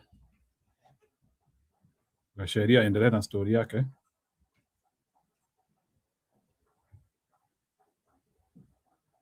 The opposition na tumekubaliana tutatoa candidate moja wa kung'ang'ana na William Ruto. Si ndio? Si ndio? Candidate mo na pale kwa secretariat juzi tumeamua ya kwamba tumeweka Dr. Mukisa Kitui hapo atusaidie. Na huyu deputy wangu kijana anaitwa Malala. Kijana shupafu ananisaidia sana na ni kijana mzuri. Lakini niliona alikuwa na wasiwasi ati imewekwa mzee inatakikana vijana tupu. Hapana, pale secretariat yetu tuko na majenzi na millennial ndio wanasukuma kazi hapo kwa secretariat. Na wanapanga kazi nzuri sana. Na tuko na imani na vijana, majenzi na mamillennial. Lakini lazima tutafute mtu mmoja iko na experience ya kuwa guide na kumenta house. Iko namna hiyo. Juzi mumeona tulikuwa na shida kidogo wakati the United Opposition ilikuwa inachagua secretariat, yani yule mtu ambaye atakuwa msemaji, na wale viongozi wetu the principals wakachagua Mukisa Kitui, yule ambaye alikuwa former MP wa Kimilili, mzee aongoze akiwa msemaji. Mimi binafsi nikasema hapana, hii nafasi ya Mukisa ni lazima uwapatie kijana, kwa sababu vijana ndio inafaa waweke moto katika. The franchise partner program was something that was good for me. I had always wanted to. So tutakuwa na utofauti ya mawazo. A political storm is now unfolding within Kenya's Democratic Citizens Party, raising serious questions about loyalty, strategy, and possible infiltration from political rivals. At the center of the controversy is DCP Deputy Party Leader Cleophas Malala, and the accusation is explosive. Kirinyaga women representative Njeri Maina has publicly alleged that Malala held a secret meeting with political allies of Kirinyaga Governor Anne Waiguru in what she claims was a plan to weaken Rigathi Gachagwa's influence within the party. The claims made on Thursday have immediately triggered debate within political circles. Maina alleges that the meeting took place at a popular hotel and lasted several hours. According to the statement, the gathering reportedly ran between 8 p.m. and 10 p.m. She claims that during this time, Malala met a section of members of county assembly from Kirinyaga County who are politically aligned with Governor Anne Waiguru. But what exactly was discussed in that meeting? According to Njeri Maina, the agenda was not ordinary political consultations. Instead, she alleges that the meeting was meant to strategize the formation of a splinter faction within the Democratic Citizens Party, a faction that she claims will challenge the influence of leader loyal to DCP party leader Rigathi Gachagua in Kirinyaga County. In her statement, Maina directly addressed Malala, saying she was aware of the meeting and its purpose. She claimed the discussions focused on creating a breakaway political structure that could undermine Gachagua's growing political base within the region. Kirinyaga County has increasingly become a key battleground in national politics, particularly as leaders position themselves for future political contests. And within the Democratic Citizens Party, Gachagua's allies have been working to build support structures across several counties, including Kirinyaga. This is why the allegations have sparked such strong reactions. According to Maina, the meeting did not just involve political discussions. She also claimed that the members of county assembly who attended the meeting were given financial facilitation. Especially, she alleges that each MCA received 20,000 Kenya shillings. Maina further claimed that the funds used to facilitate the meeting were sourced from individuals who are opposed to the political agenda of Rigathi Gachagua and his allies. In her statement, she suggested that the money was meant to support efforts aimed at weakening the Democratic Citizens Party from within. The allegations did not stop there. Maina also questioned Malala's loyalty and motives. She stated publicly that she does not know who Malala is working for, but she insisted that the meeting raised serious concerns about internal unity within the party. According to her, the alleged gathering may be part of a broader political strategy designed to divide the emerging political outfit at a critical moment. And this is where the political question now dominating discussions begin to emerge. Is Cleophas Malala acting independently, or could he be part of a larger political strategy by rivals of the Democratic Citizens Party? Tumeshika yeye makende, tufinye tusifinye, tufinye tusifinye. Huyu jamaa ameua mpaka watoto wetu. Ati sasa hivi Kenya yetu, ati wewe ukiandika kitu juu ya Kasongo, wanakutumia watu, wanakuabduct, wanakunyonga. President William Ruto's political campus remained a major rival to leaders associated with the DCP and Rigathi Gachagua's growing movement. While there is currently no evidence directly linking the alleged meeting to President William Ruto or his allies, the political speculation has intensified following Maina's accusations. In her statement, the Kirinyaga women representative also referenced Malala's past role within the United Democratic Alliance. Malala previously served as the Secretary General of the ruling party before joining the Democratic Citizens Party. Maina claimed that during his tenure in the previous party, Malala had a reputation for socializing money in exchange of political favors. Maina claimed that during his tenure in the previous party, Malala had a reputation for soliciting money in exchange for political favors. She alleged that the same behavior appears to be continuing even after his move to the DCP. Her remarks were sharply worded. She said Malala had a history of seeking financial contributions from political actors in exchange for influence. Maina suggested that the alleged facilitation of MCAs during the meeting fits into that pattern. She also made it clear that she is ready for a political confrontation if necessary. In her statement, she declared that the issue will be addressed openly and directly. However, despite the seriousness of the accusations, there has been no official response from Cleophas Malala. Governor Anne Waiguru has also not commented on the allegations. Their silence has only fueled speculation about what may have actually happened during the alleged meeting. Without confirming or denial from the accused leaders, the claims remain allegations, but politically, the damage may already be unfolding. The Democratic Citizens Party is still in the process of consolidating its political structures. Internal divisions at this stage could significantly affect its ability to organize and expand nationally.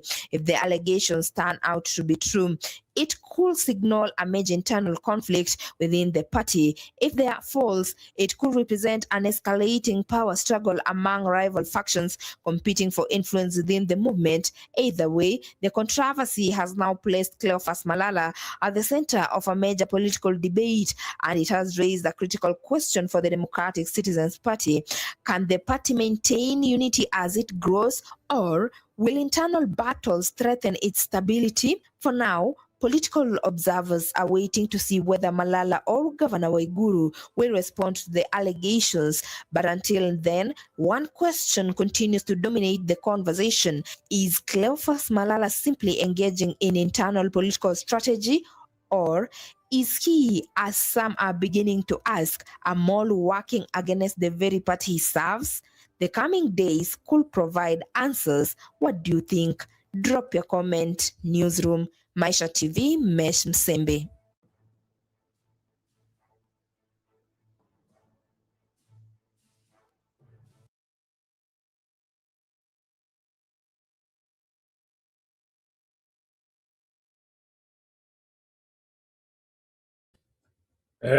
Erika Yaga anasema ati yeye ndiye angekuwa ametuambia kama. So Anne, can you confirm for us kama hiyo ni nini ukweli kabla ya tuicheze?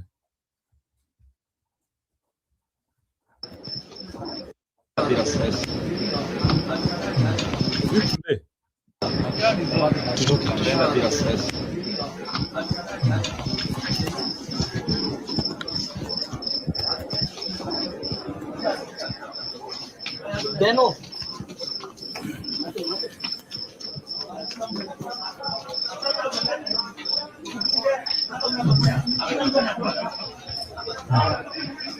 Deno.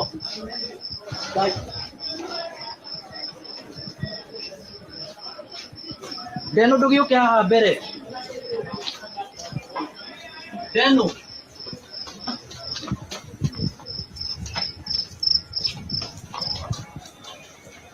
Deno yang kena multi.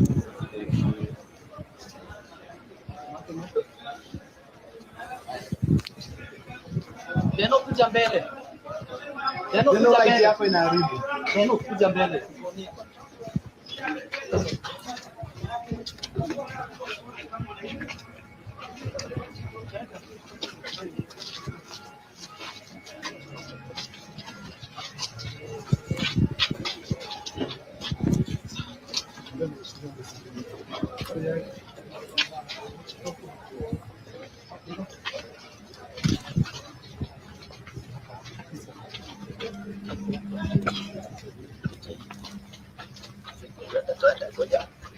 Deno. Segini lima. Audio. Unajua hakuna mambo. Hatuko tumeweka. Tunaweka mic sahihi. Tumeweka hiyo basi. Kijana nyuma bana. Haya, songeni basi. Yano. So utaanguka bwana. Na nawaambia.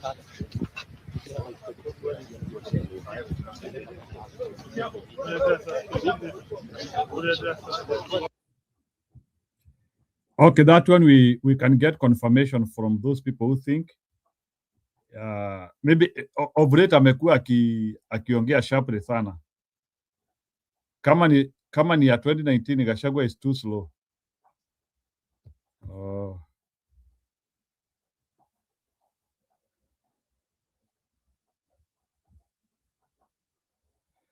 Aya.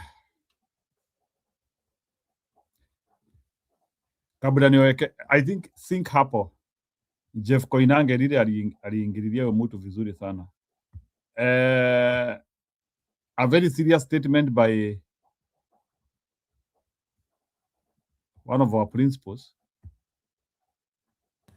ChatGPT, can I make money online with $0? Yes, you can. Right now on TikTok, one clip is going absolutely viral. In the clip, George Natembeya says that he will not support Rigathi Gachagua in 2027. Majama, mimi naambia ni Bulanda, Natembeya ameuzi, mimi nakwambia siko hivi, Natembeya sasa kuna interview hapo Citizen na Jeff. Amuzi na Jeff vizuri. Unaweza ukasupport Gachagua akisema nataka kusoma Orezo. Mimi nakwambia Natembeya amesema no. Immediately, people started to reach one conclusion, that George Natembeya must be working for William Ruto. What's stopping Ruto from buying you? Personally, I don't like conspiracy theories. So instead of just reacting to that clip, I went and watched that entire interview that Natembeya had with Jeff Koinange on Citizen TV. Right here at Citizen Television, on the bench today, we are Tembeyaing with a journeyman. That's right, George Natembeya. And after watching that whole thing, the story might be more complicated than we thought. Let me explain. If you love this kind of content, go ahead and like this video and subscribe. Now let's get to the video. If he's cleared by the courts to run for president, would you support him? You see, the clip that everyone is sharing shows Natembeya saying something very simple. How he would not support Rigathi Gachagua for president in 2027. No. That statement alone made people assume that he is secretly helping President William Ruto. But you watch the whole interview and you realize something important, that Natembeya actually spent most of the interview criticizing the government, not defending it. We say that things the way they are not good. They're not serving Kenya. You're saying no to everything? Yeah, the structure of government, the way it is now, is not serving the interests of the common man. It's serving the elite. The government is structured in such a way that only people of a certain class actually benefit from government. Early in the interview, George Natembeya talked about his corruption cases that have recently been dropped against him. He argued that those cases were politically motivated, meant to intimidate him after he launched his Tawe movement. Recently, you were cleared of corruption charges. What was that about? It was politics. Because when I was arrested, I had just started this Tawe movement, I think the government was trying to intimidate me. That already tells you something important, that if the government was trying to intimidate him, it becomes very difficult to argue that he is secretly working for them. What is your relationship with the national government now that you're commanding a county? Jeff Koinange then asked him a direct question. All right, let me put it in another way. Your chemistry with President Ruto directly. Do you talk to him? Does he talk to you? No. Natembeya's answer was blunt. He said that he doesn't need to speak to the president. And according to him, government's job is simple: deliver development to every part of the country, not building personal relationships with governors. So how would you describe your chemistry with President Ruto's administration?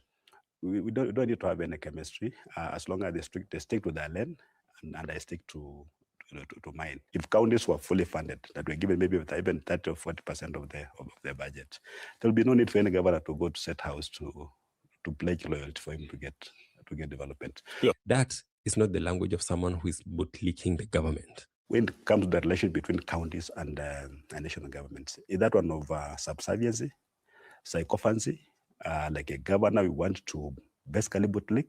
Another major part of the interview focused on the Western Kenya politics. Natembeya was asked whether he believes he's the one to unite the Luhya community, which historically has been divided politically. Are you that guy? I believe so. I believe so, and even better. He answered confidently, yes, he believes that he can bring the region together, like Kijana Wamalwa once did. He even took a swipe at Musalia Mudavadi and Moses Wetangula, referring to them as failures and saying that he has no political respect for them. Governor, why do you discount the likes of Chief Prime Secretary Musalia Mudavadi? Speaker of the House, Moses Wetangula. Why do you discount them? Come on. They have not been able to represent our community well. And they've got even no shame going out and say, both of them claiming to be number 3. And when you hear things like Ichungwa taking 1.5 billion to his constituency for roads, and we're taking 300 million for 5 counties in Western region for roads. Yeah, and we are sitting there, speaker, presiding over that budget, and you can't pick out that thing. How can we be important to us? So clearly, this is someone who is trying to build his own political base, not someone acting as a proxy. DCP leader, former Deputy President Rigathi Gachagua, speaks very highly of you. Yes. Your thoughts about him? Now, here's the part that TikTok clips completely removed. When Natembeya was asked about Rigathi Gachagua, he actually said some interesting things about him. We share history. He was in Premier administration, like myself. Of course, he rose up to a certain rank and he went into private business. He further went on to acknowledge that Rigathi Gachagua was defending the interest of his region, and that's why he was impeached. We speak very frankly about issues affecting our people. Yeah. And I'm sure maybe when it comes to a bit of difference in terms of implementation, we're going to agree. The guy was sacrificed ostensibly for speaking for the mountain when it was supposed to be a national leader. Yeah. You know, there were so many other things that he was doing, you know, and he says that those things that he was saying actually had been sent to say them. But his reason for not supporting him had nothing to do with Ruto. His argument was about Kenya's ethnic power balance. I believe that the president should rotate. The Mount Kenya community has had it for 3 years, almost 30-something years, one community. So in his view, it might be time for another community to lead the country. So for me, I would advise my friend Rigathi Gachagua not to go that direction. I've spoken with members of the community, the mountain community. Many of them are not even very keen on the president and the deputy presidents. They want that thing to be taken by somebody, even the Molokan. That is why he said he would not personally support a Gachagua presidency. Do you think the united opposition would finally create the first non-Kikuyu, non-Kalenjin presidential candidate? Do you think that could happen? Yes. That can. Why not? He even said he has told Gachagua that directly. As a person, I said, I'll advise him. When if he's given, I'll advise him just to decline. Natembeya also spoke about other possible opposition candidates. When he was asked about Kalonzo and Matiang'i, he had some very nice things to say about them. Kalonzo Musyoka. Kalonzo Musyoka is a diplomat. He's a good guy. He's humble background. He understands what the poverty looks like. His community has never had the presidency. If he offers himself to be considered. Would you support him if he was the chosen one? Why not? Because we are saying anybody who is chosen. Dr. Fred Matiang'i. What he said after he was asked, can Dr. Fred Okengo Matiang'i become president? These are the exact words George Natembeya used. And I'll put the video for you at the end to listen. He said he is very, very efficient, very effective, and results-oriented. Very, very, very efficient, very, very effective also, results-oriented. If it's agreed by Kenyans that he leads us against Ruto, we will still support him. But interestingly, he said the same thing about Martha Karua. Even though she's qualified to be president, he believes that ethnic dynamics might make her candidacy very... What's the fastest way to go viral right now? Dancing? Doing something crazy? Posting 3 times a day? No. Difficult. Martha Karua, the Iron Lady. The Iron Lady, you remember when he had with the skirmishes in 2007, people said she was the only man in Kibaki's government. If she's supported, I believe in this war on corruption, Martha can really fight it. Of course, I'll have similar reservations that I've had for Rigathi because of where she comes from. Only that, yeah. Only that. So this was not just about Gachagua. It was about his broader political calculation. So your biggest beef is someone from Central or someone from the Rift, rotating this. Yeah. It's not sort of my personal beef. It's the feeling out there. I believe in doing a bit of, talking to people, weighing what they're saying generally. You even go on social media, you get this. There is that thinking that can we try somebody else? And I'm sure if we try somebody else, another person, this idea of people killing each other for the president will just go. Towards the end of the interview, Natembeya was asked about Edwin Sifuna, and he had very positive things to say about Sifuna. Young Sifuna has come out. Yes. And he's slowly transforming into a national leader. Yes. Ever since he was kicked out as Secretary General. Your thoughts about? Sifuna has always been around. Sifuna has vied for positions. He's a fine young man. If he's given an opportunity, he can do very good things for this for this country. He said that Sifuna is a strong young leader and that young politicians must be included in shaping Kenya's future. As a leadership, we're creating a team, like a football team with different players. So we want to have just one team. I don't have upcoming stars like those ones. As a country, we should not stifle that talent. We should grow it. And that shows that he's thinking about generational transition in politics, not just tribal competition. Someone is upcoming, people are appreciating, they're liking him. Can we now tap into whatever he's bringing on the table to improve even the governance of this country? So after watching the entire interview, the viral narrative starts to fall apart. Natembeya did not speak like someone who was working for President William Ruto. He sounded like a politician who is trying to build his own regional and national political strategy. If it's me, I think I've got the qualifications. And in fact, I think I'm overqualified. The viral clip removed context, and without context, people drew the wrong conclusion. Gachagua? And we'll even ask our people, even Gachagua is picked as a compromise candidate for the opposition, why not? We won't run away and start forming different political formations, because now that's trouble. So the real question now is, should one be disqualified from learning simply because of his ethnic background, or should the united opposition stick to merit and do away with the tribe thing? Let me know in the comment section, and do not forget to subscribe.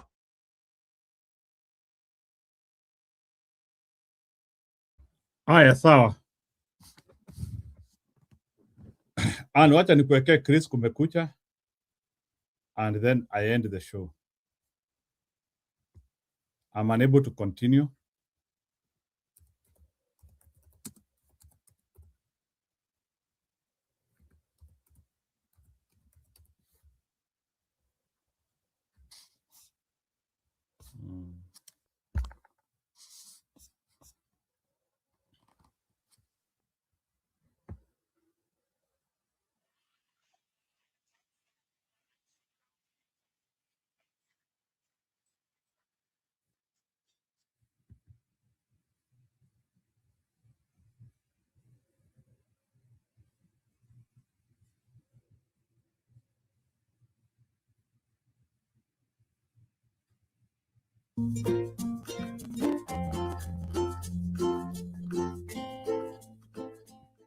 Gosh, what is Kiharu MP Ndindi Nyoro drinking these days? What is he smoking? Hey, you know, there is a local joke that really cracks me up every time. You know, when somebody does something crazy, you hear people saying, huyo amevuta bangi na akasahau kutoa mbegu. Kwani Ndindi Nyoro alisahau kutoa mbegu? What? I mean this from a very close ally of Ruto. Actually, Ruto's puppy dog in those days. Wide admiring eyes, everything. Is now suddenly a very different person. Maybe listened into one of the videos of this channel where we doubted whether he has really left Ruto and maybe sending us a message. Who knows? But Nyoro these days seems to always be on an all-out attack against President Ruto. Mfululizo, without stopping. But his latest revelations, of course based on his inside information, is off the charts, for sure. But this time around, he has gone even over and beyond. and he has issued an ultimatum. Hey, Nyoro says, if the government dares to jack up oil prices, EPRA normally reviews prices every month on the 15th, 14th night. The Kiharu legislator has threatened that he will reveal, he will expose the owners of the G2G deal. You know, the government-to-government deal that purchases all fuel we use in Kenya, people making super profits. He will reveal the names of those people. If the government dares to increase oil prices, citing the current ongoing war in the world's largest oil-producing area, the Middle East, this Iran-US-Israel conflict. If they dare jack up the prices, using that as an excuse, Ndindi Nyoro will spill the beans and tell Kenyans the identity of these people. But in my opinion, according to what Ndindi Nyoro told us, he left no doubt on my mind as to who he was referring to, as to who exactly he was referring to. Oh, you want to be the richest man in Africa? Of course, we can guess very accurately who that is. But before we go into that story, I want us to quickly look at a terrible tragedy, that to me is yet another spiritual sign, something that happened just a few hours ago in Kapsabet, Nandi County. And then we'll quickly come back to these crazy things Ndindi Nyoro is saying. You know, in this life, you can tell somebody something very urgent in a whisper. They don't hear. So you raise your voice. Still, they don't hear. And then you shout. Still, they're not hearing what you're saying. And it is urgent, very urgent. And so you're forced to scream at the top of your voice. In my humble opinion, this latest incident in Kapsabet is a spiritual sign that is screaming at us over what we've been discussing on this channel about the fate of our dear motherland, the country called Kenya. Now, very quickly, for the sake of those who do not understand this area very well, Kapsabet is about 40 kilometers southwest of Eldoret. It is a very old town, one of the oldest towns in Kenya, full of history. It was from Kapsabet that Kenya's second president, as a very young man, walked 240 kilometers to a place called Kapsowar in Elgeyo Marakwet to purchase his first Bible, after selling his only cow for Kenya shillings 250, 2 shillings and 50 cents, so that he could afford his first Bible. 2 shillings and 50 cents was a huge fortune in those days. Politically and spiritually speaking, Kapsabet is the headquarters of the Nandi community. And today, President Ruto was there to lead a Thanksgiving occasion. But then it ended in tragedy with the loss of life. One young student at the Kapsabet School for the Deaf lost their lives, and 10 others were very badly injured and are currently receiving medical attention. What happened is that as President Ruto's motorcade was approaching, the excited youngsters stood on top of a septic tank so that they could see the motorcade. The septic tank collapsed. Oh boy. In my opinion, this can be classified as a freak accident, because ordinarily septic tanks are supposed to have reinforcement at the top, making it very difficult for them to collapse without any warning. You have a very small window of opportunity left to get hold of the whole bunch of special reports that were produced, including the very latest one that talks about the Chini Amaji arrangements for the upcoming elections. Not good news, not good news at all. But you have this small window of opportunity to be able to get all this at a crazy, heavily subsidized price of only Kenya shillings 999 or $8. You see, we have a sponsor, somebody who loves this country, who has come out and said, no, Chris, this sensitive information, I have gone through it. And the more Kenyans who know about it, the better it is for us to liberate our country.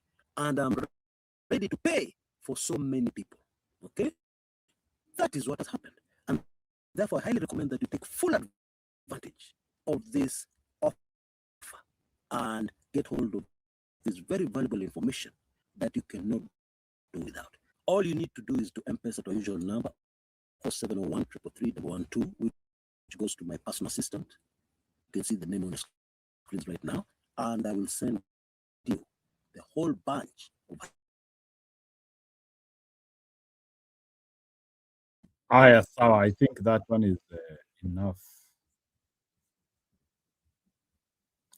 Let's see what. Anyway, we will keep on following what the opposition is doing, and then we should be able to.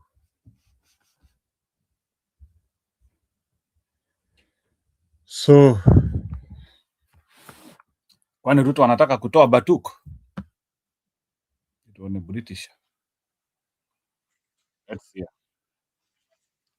before we close up.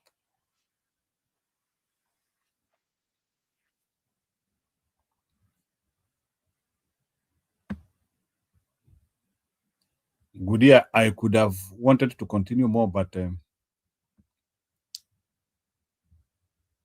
acha niende nipumzike nikuje weekend vizuri. This is why everybody must pay attention to what's happening in Nanyuki, because Nanyuki is no longer just a quiet town with scenic views and a busy highway.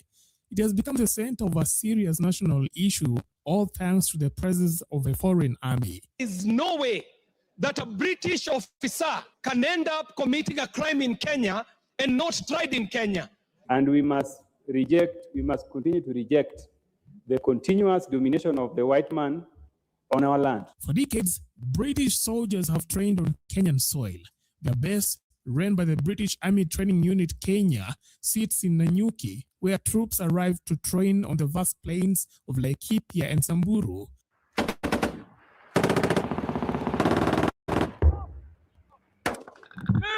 For towns like Nanyuki, the soldiers bring money, hotels fill up, local businesses get contracts, and hundreds of Kenyans find employment around the base. I'm out here on exercise Haraka Serpent. It's a multifaceted exercise. So the clinical engagement exercise that we've got here at the moment is coming out to local communities, setting up with a charity called Beyond Zero. But here's the problem. The benefits don't come alone. Some women accuse British soldiers of forming relationships with them, then leaving Kenya and abandoning children they fathered. Alikuwa anasema ati atakuja, acha retire army, akuje sasa tuchukue hivyo. Lakini ikakuwa ni uongo wake. They actually call me poor white girl. I don't know why they call me poor white girl. They always say, why are you here? Just look for a connection that you will go to your own people. You don't belong in here. I was going to fetch water when I was ambushed by a group of British soldiers who were hiding in the grass near the river.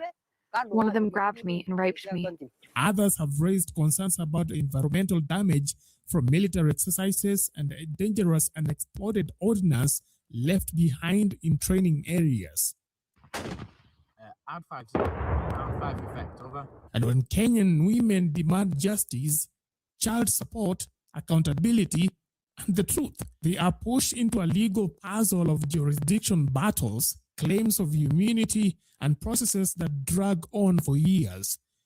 Life has become a challenge. School fees, going to school is a challenge. Food at home. I have no home to stay, like a house. I rent. So looking for rent is so hard. Now, the issue has reached Parliament.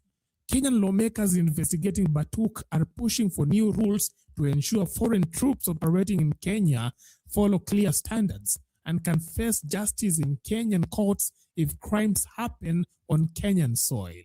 Saying that there is no way that a British officer can conduct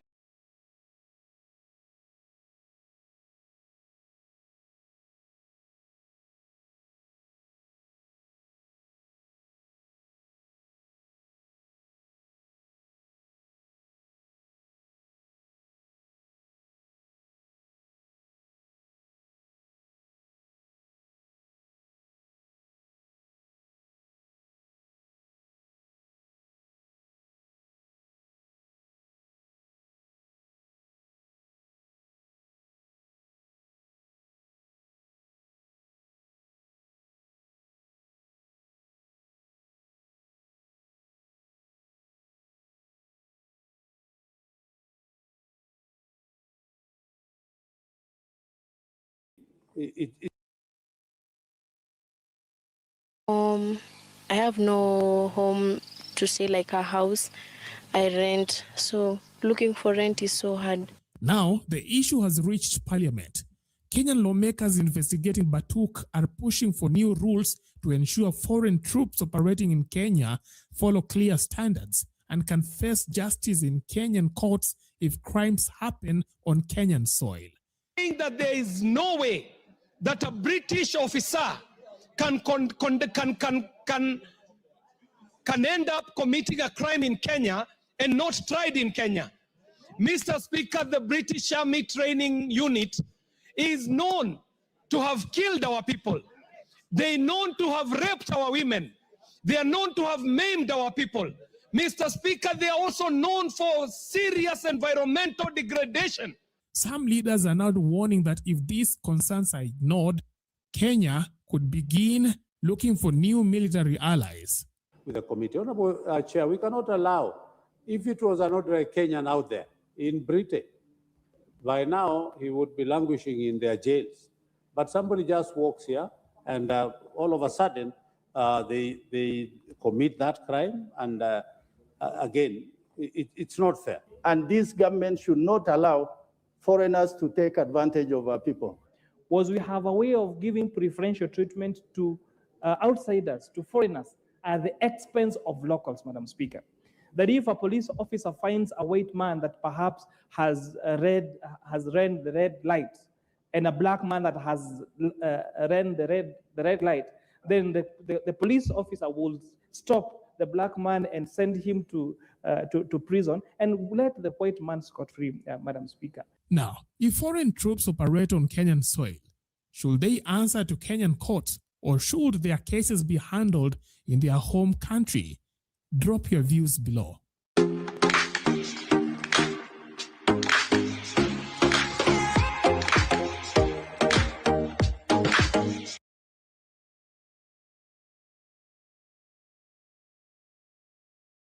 Yeah, please, you can also like the video. Na kama huja to subscribe, you can subscribe us. Yeah, we can get one subscriber hiyo tufike 2410. Tukisonga mbele. Wacha tusikilize story ya Njoki Ndung'u. So sijui kama Mbudi atakuja at this point to discuss this story. Are you stuck in a dead-end job with no hope for advancement? Are you always broke, struggling to pay the bills, and can never... TV, Nairobi. In other news, the Supreme Court of Kenya faces a potentially monumental transition just months before the 2027 general election. President William Ruto has nominated Supreme Court Judge Njoki Ndung'u for election to the International Criminal Court, ICC, at The Hague. If elected, Justice Ndung'u would leave Kenya's apex court months before a presidential election, whose outcome could once again end up before the court.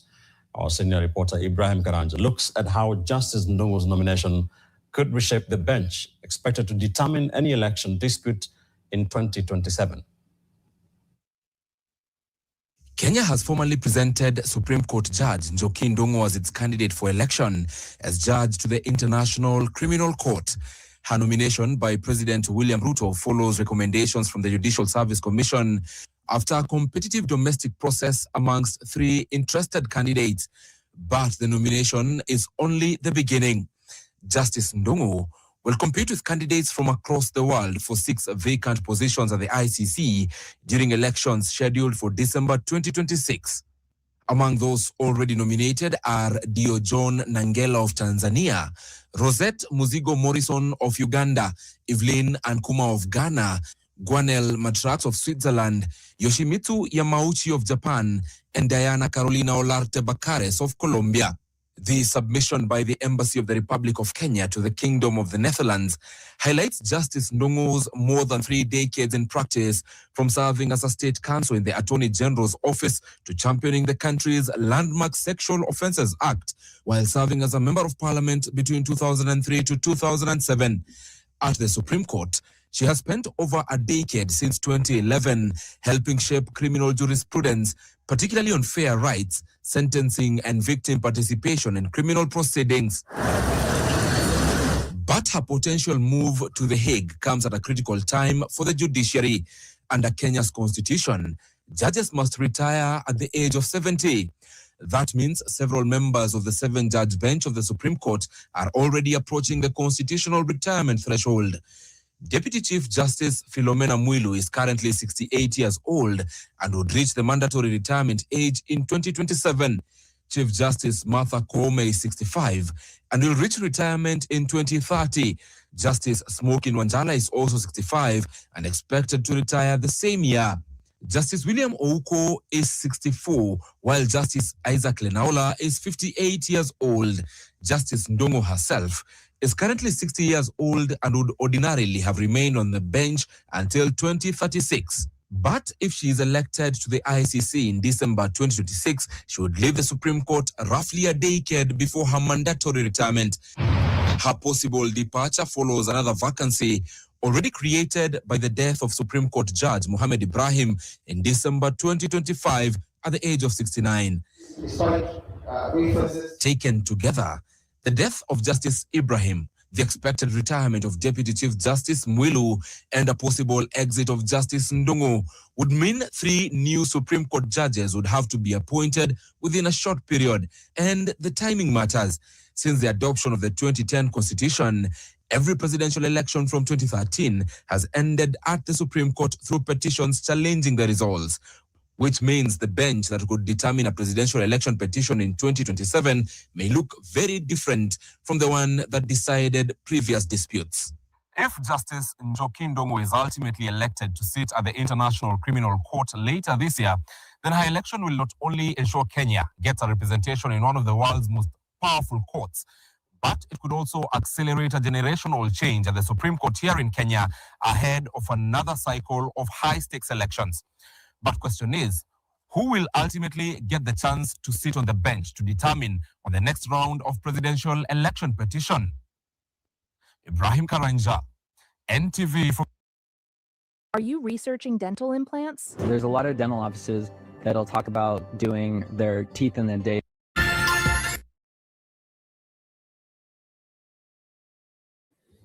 Na hii trip ya Ruto ni kama ilikuwa imerogwa.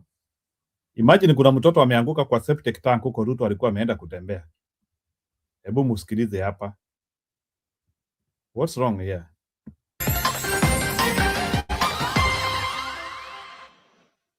Thanks for making time. Welcome to the broadcast. I'm Jesse Rogers. Our sign language interpreter tonight is Meresha Owiti. Later on, I'll be having a conversation with Senator Richard Onyonka, the Senator for Kisii County, Duncan Maina, the Member of Parliament for Nyeri Town, and Francis Mwangangi, the Deputy Governor of Machakos County, on the latest intrigues in Kenya's political and governance landscape. So much has happened, so stay tuned for that discussion coming your way a little bit later on. To our top story tonight, tragedy struck at Kapsabet School for the Deaf in Nandi County, where a student fell into the septic tank while watching President Ruto's advance team. The early morning incident left one student dead and several others injured. The students had gathered at the fence to catch a glimpse of the presidential convoy heading to Kapsabet Girls High School, where President William Ruto was expected to attend a Thanksgiving ceremony. Out of curiosity, they stood on the septic tank, which caved in, trapping some of them inside. Elvis Koskei starts our bulletin with that sad story from Nandi County. Rescue teams from the county government, Red Cross, and local residents sprang into action, managing to evacuate 10 students from the collapsed tank. Some of the students sustained critical injuries and were rushed to Kapsabet County Referral Hospital for treatment. Nandi County CC for Health and Sanitation, Dr. Angeline Kirui, attributed the incident to roadworks done ahead of President William Ruto's visit. Stood on this septic tank to be able to get a good view of the activities across the fence. Unfortunately, the lid gave way and a number of children fell into the pit. He assured that learners were responding well to the first aid. According to eyewitnesses, the students had been prepared to attend the president's function when they rushed to the fence to watch the presidential convoy. emergency call for rescue services at Kapsabet School of the Deaf.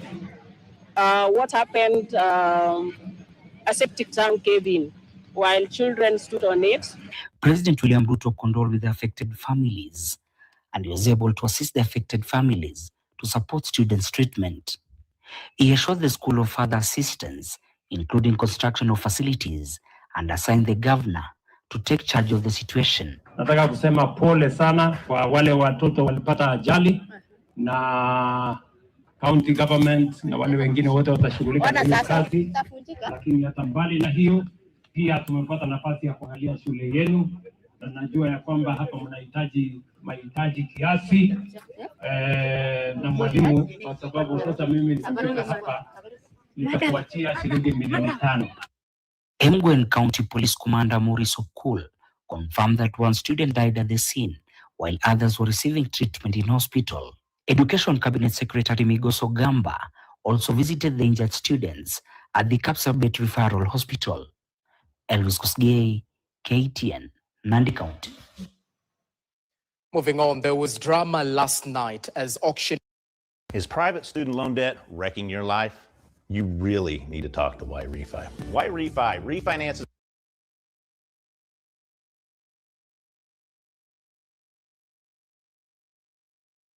Wednesday night in Karen, and suddenly the calm of Nairobi's richest suburb shatters. Headlights slice through the darkness, vans screen to a halt. Dozens of men flood the gates of multi-million shilling estate. Inside the compound stands one man, defiant, furious, unyielding. Former Cabinet Secretary Rafael Tuju. What follows is chaos, shouting, pushing, threats in the night. Respect my space. And then the question that now grips Kenya's political class: was this a lawful repossession or a brazen attempt to grab a billionaire's empire by force? Because behind the gate lies a 2.2 billion debt war that has been simmering for nearly a decade, and it is finally exploding. Yes,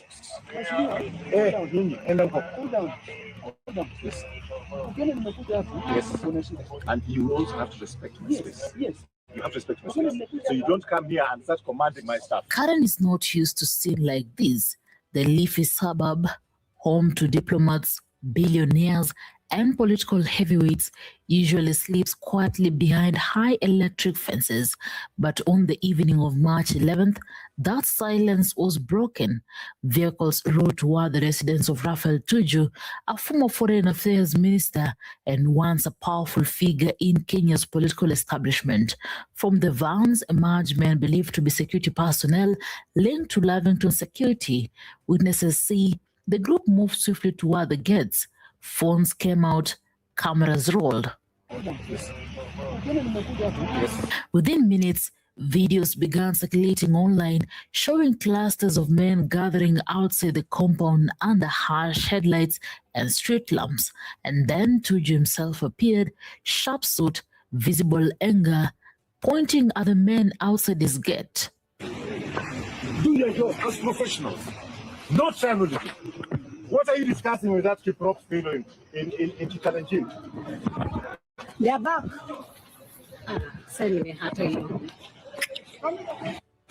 The confrontation had begun. To understand this night, you have to rewind nearly 10 years. At the center of the storm is a loan from the East African Development Bank. The bank financed a luxury development project linked to Tuju's company, Dari Limited. The numbers were massive. Hundreds of millions borrowed for high-end commercial real estate in Karen, but somewhere along the road the project stalled. Repayments faltered, interest piled up, and the debt ballooned.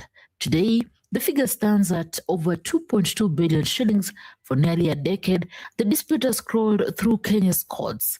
Appeals, injunctions, temporary freezes, legal chess moves on both sides. But earlier this week, the legal tide turned dramatically. The High Court of Kenya delivered a ruling that changed everything. Judges lifted previous orders that had frozen the auction of Tuju's current properties. In simple terms, the bank can now move ahead and recover its money. For lenders, it was a victory. For Tuju, it was a looming financial earthquake because the assets on the line are among the most valuable pieces of real estate in Nairobi: prime current land, commercial developments, and the residents at the center of Wednesday night's chaos. Who they told me they were acting for was Mr. Jackson Chebet of Starbucks, together with a certain Mr. Kiprono, I think, who claimed to have bought this place. But all that is some of the things which are being prosecuted in court, in the sense that when they claimed that they bought in an auction, there was no such auction. They have not been able to prove how they did it. And in any case, this matter is active in the Court of Appeal, and we had even gone up to the Supreme Court level. There are a lot of new information which has come. So I think that whoever is very desperate to get this property, let them just follow the law. And there are issues of criminality which are also with the DCI, and I'm consulting with my lawyers so that then we can ensure that the law is followed.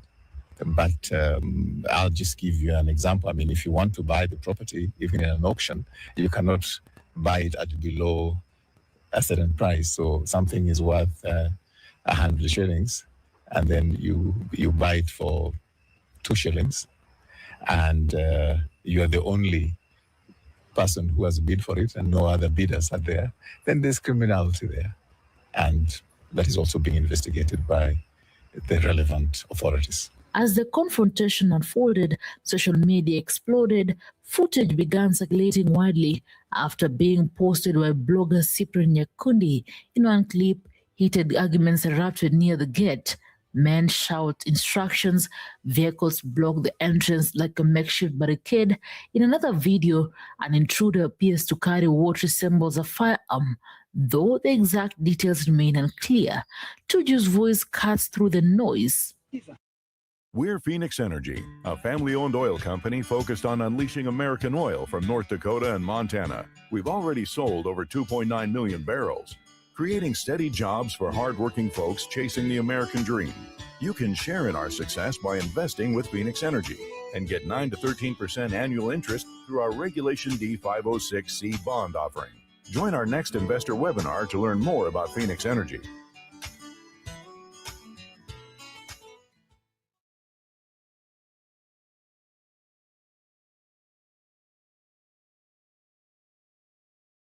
Here's how you can take advantage of IUL to build generational wealth. Step 1. Purchase an Index Universal Life Insurance policy, also known as an IUL. Step 2. Keep your policy active. IULs are built.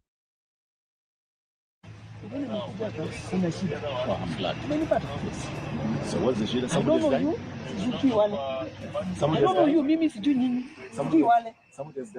The message was clear. He was not backing down, and neither side looked ready to retreat. Within minutes, Kenyans flooded social media with outrage and disbelief. Many questioned whether the raid had proper legal authority. Others warned that the growing use of hired muscle in property disputes could push the country toward dangerous territory. One comment summed up the national anxiety. Quote, "If goons are how deaths are collected now, then nobody is safe." Another demanded answers about Lavington security, asking who exactly was behind the operation, because in Kenya's high-stakes political economy, property disputes rarely exist in isolation. They intersect with power, influence, and political rivalries.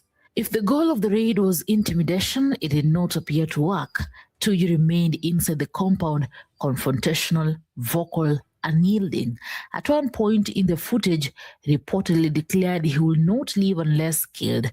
It was a dramatic statement from a man long accustomed to Kenya's political battlefield. Remember, this is not Tuju's first financial storm. Last year, a luxury hotel linked to him was auctioned amid the same debt dispute. Critics say the outcome is simple: debts must be repaid. Supporters argue something darker is happening, a targeted takedown of a powerful political figure. What happened in Karen is about more than one property. It is about the collision of three powerful forces in Kenya: money, politics, and the law. When billions of shillings are at stake, the stakes escalate quickly. Courtrooms become battlegrounds, security firms become enforcers, and quiet suburbs suddenly resemble political war zones. The standoff ends for now. Eventually, police siren pierced the night, authorities arrived, the men outside the gate retreated, but the confrontation left behind more questions than answers. Was this a lawful enforcement attempt or a reckless show of force? And with the auction of Tuju's assets now legally cleared, one thing is certain: the fight is far from over, because when billions are involved, the story rarely ends quietly. And all eyes in Kenya remain fixed on Karen. Newsroom, Maisha TV, reader Kerin Chubet.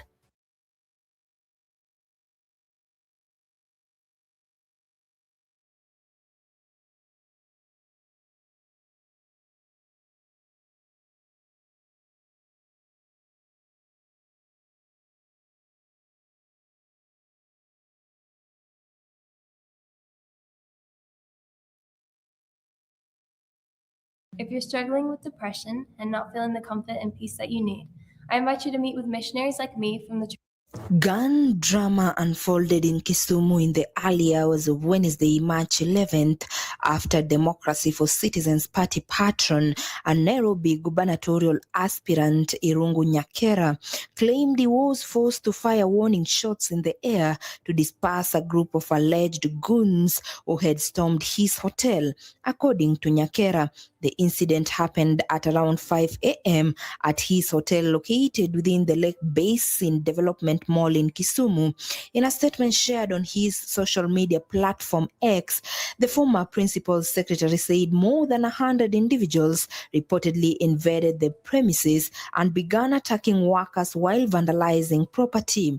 Nyakera says he was personally present at the facility at the time of the attack and was alerted by the commotion coming from within the hotel compound. He claims the group allegedly assaulted staff members during the raid and tied up a female security guard before proceeding to damage sections of the property. According to the politician, the attackers destroyed property of unspecified value and left several employees injured during the chaos.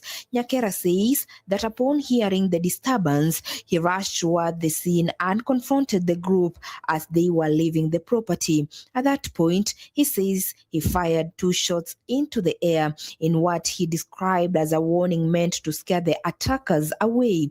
In his statement, Nyakera said the move caused the alleged goons to flee the premises. The Nairobi gubernatorial aspirant also revealed that he had attempted to contact the area officer commanding station seeking immediate police assistance during the incident. However, he claims that despite the call for help, no backup arrived within the expected time. Nyakera says that an hour after contacting the police without receiving any response, he sent a message to the officer indicating that he would shoot anyone who stepped onto his property again. According to him, he hoped that the message would be circulated among officers in the area through their internal security communication channels. Beyond the events of Wednesday morning, Nyakera also disclosed that this was not the first time his business had been targeted. He revealed that about 3 weeks earlier, another group of individuals allegedly stormed the same hotel located at the Lake Basin Development Mall. During that early incident, Nyakera claims that the group took away key mechanized from the business and temporarily locked him and his staff out of the property. Following the latest attack, Nyakera has now linked the incidents to what he believes could be political interference. The politician claims that after reporting the earlier matter to security agencies in Kisumu, he was informed that a senior government official had issued instructions that he should not continue operating as a tenant in the government-owned building. According to Nyakera, the reason allegedly given was that he belongs to the Democracy for Citizens Party, which is currently in the opposition. He further claimed that the Nyanza Regional Directorate of Criminal Investigations boss informed him that the same principal secretary had personal interest in the Lake Basin Development Mall property. However, these claims have not been independently verified. So far, the government has not issued any official statement responding to Nyakera's allegations. There has also been no confirmation from police authorities regarding the reported attack, the firing of gunshots, or the alleged involvement of political actors. As the claims continue to circulate, the incident has raised fresh questions about security for businesses operating within government-owned facilities and the possible intersection of politics and commercial interests. The development also come at a time when Nyakera has been increasingly vocal on national issues. Just days before the Kisumu incident, the Nairobi gubernatorial aspirant publicly criticized ongoing demolitions targeting structures along the Thika superhighway in Nairobi. His remarks, Nyakera argued that there was a growing gap between the government's promises of transforming Nairobi into a modern city and the reality faced by traders whose businesses were being demolished. He pointed to the cooperation agreement between the Nairobi City County government and the national government, saying it appeared to pave the way for widespread demolitions. According to Nyakera, the process was being carried out without adequate consideration for the livelihoods of affected traders. He warned that the approach could lead to more economic hardship for small business owners. Inaanza huku kwa markets, inaanza huku kwa soko. Anataka soko zifanye kazi 24/7. Hiyo ni sawa? Na ili tufanye 24/7 kuwe na access kwa soko. Lazima tukuwe na security kwa soko. Lazima tukuwe na stima. Harambe! Then pili, maneno ya hawkers. Maneno ya hawkers. Rigiji ako na plan ya hawkers. Hawkers ni wetu, si ndio? Lazima tuwashikilie, lazima tuone vile hata hao wataweka chakula kwa nyumba zao. Na ili tuweze kufanya hivyo, lazima watu wetu tuchukue kura, si ndio? Wale wenye tunaishi Nairobi na tunachukua kura outside Nairobi, tafadhali turudishe kura Nairobi, si ndio? Na watu wa Kiambu, tujeni tuchukue kura huku Nairobi, si ndio? Harambe! Asante. Harambe! Thank you. With the latest claims of an attack on his hotel in Kisumu, the situation has now taken a broader political dimension. Questions remain over who organized the alleged raid, whether security agencies were notified in time, and whether any investigations will be launched into the incident. For now, authorities have yet to publicly address the allegations made by the former principal secretary. Meanwhile, Nyakera maintains that the attack was deliberate and politically motivated. The situation continues to unfold as more details emerge surrounding the early morning confrontation in Kisumu that ended with warning gunshots fired into the air and renewed political accusations. What do you think? Drop your comment. Newsroom, Maisha TV, Mesh Msembe.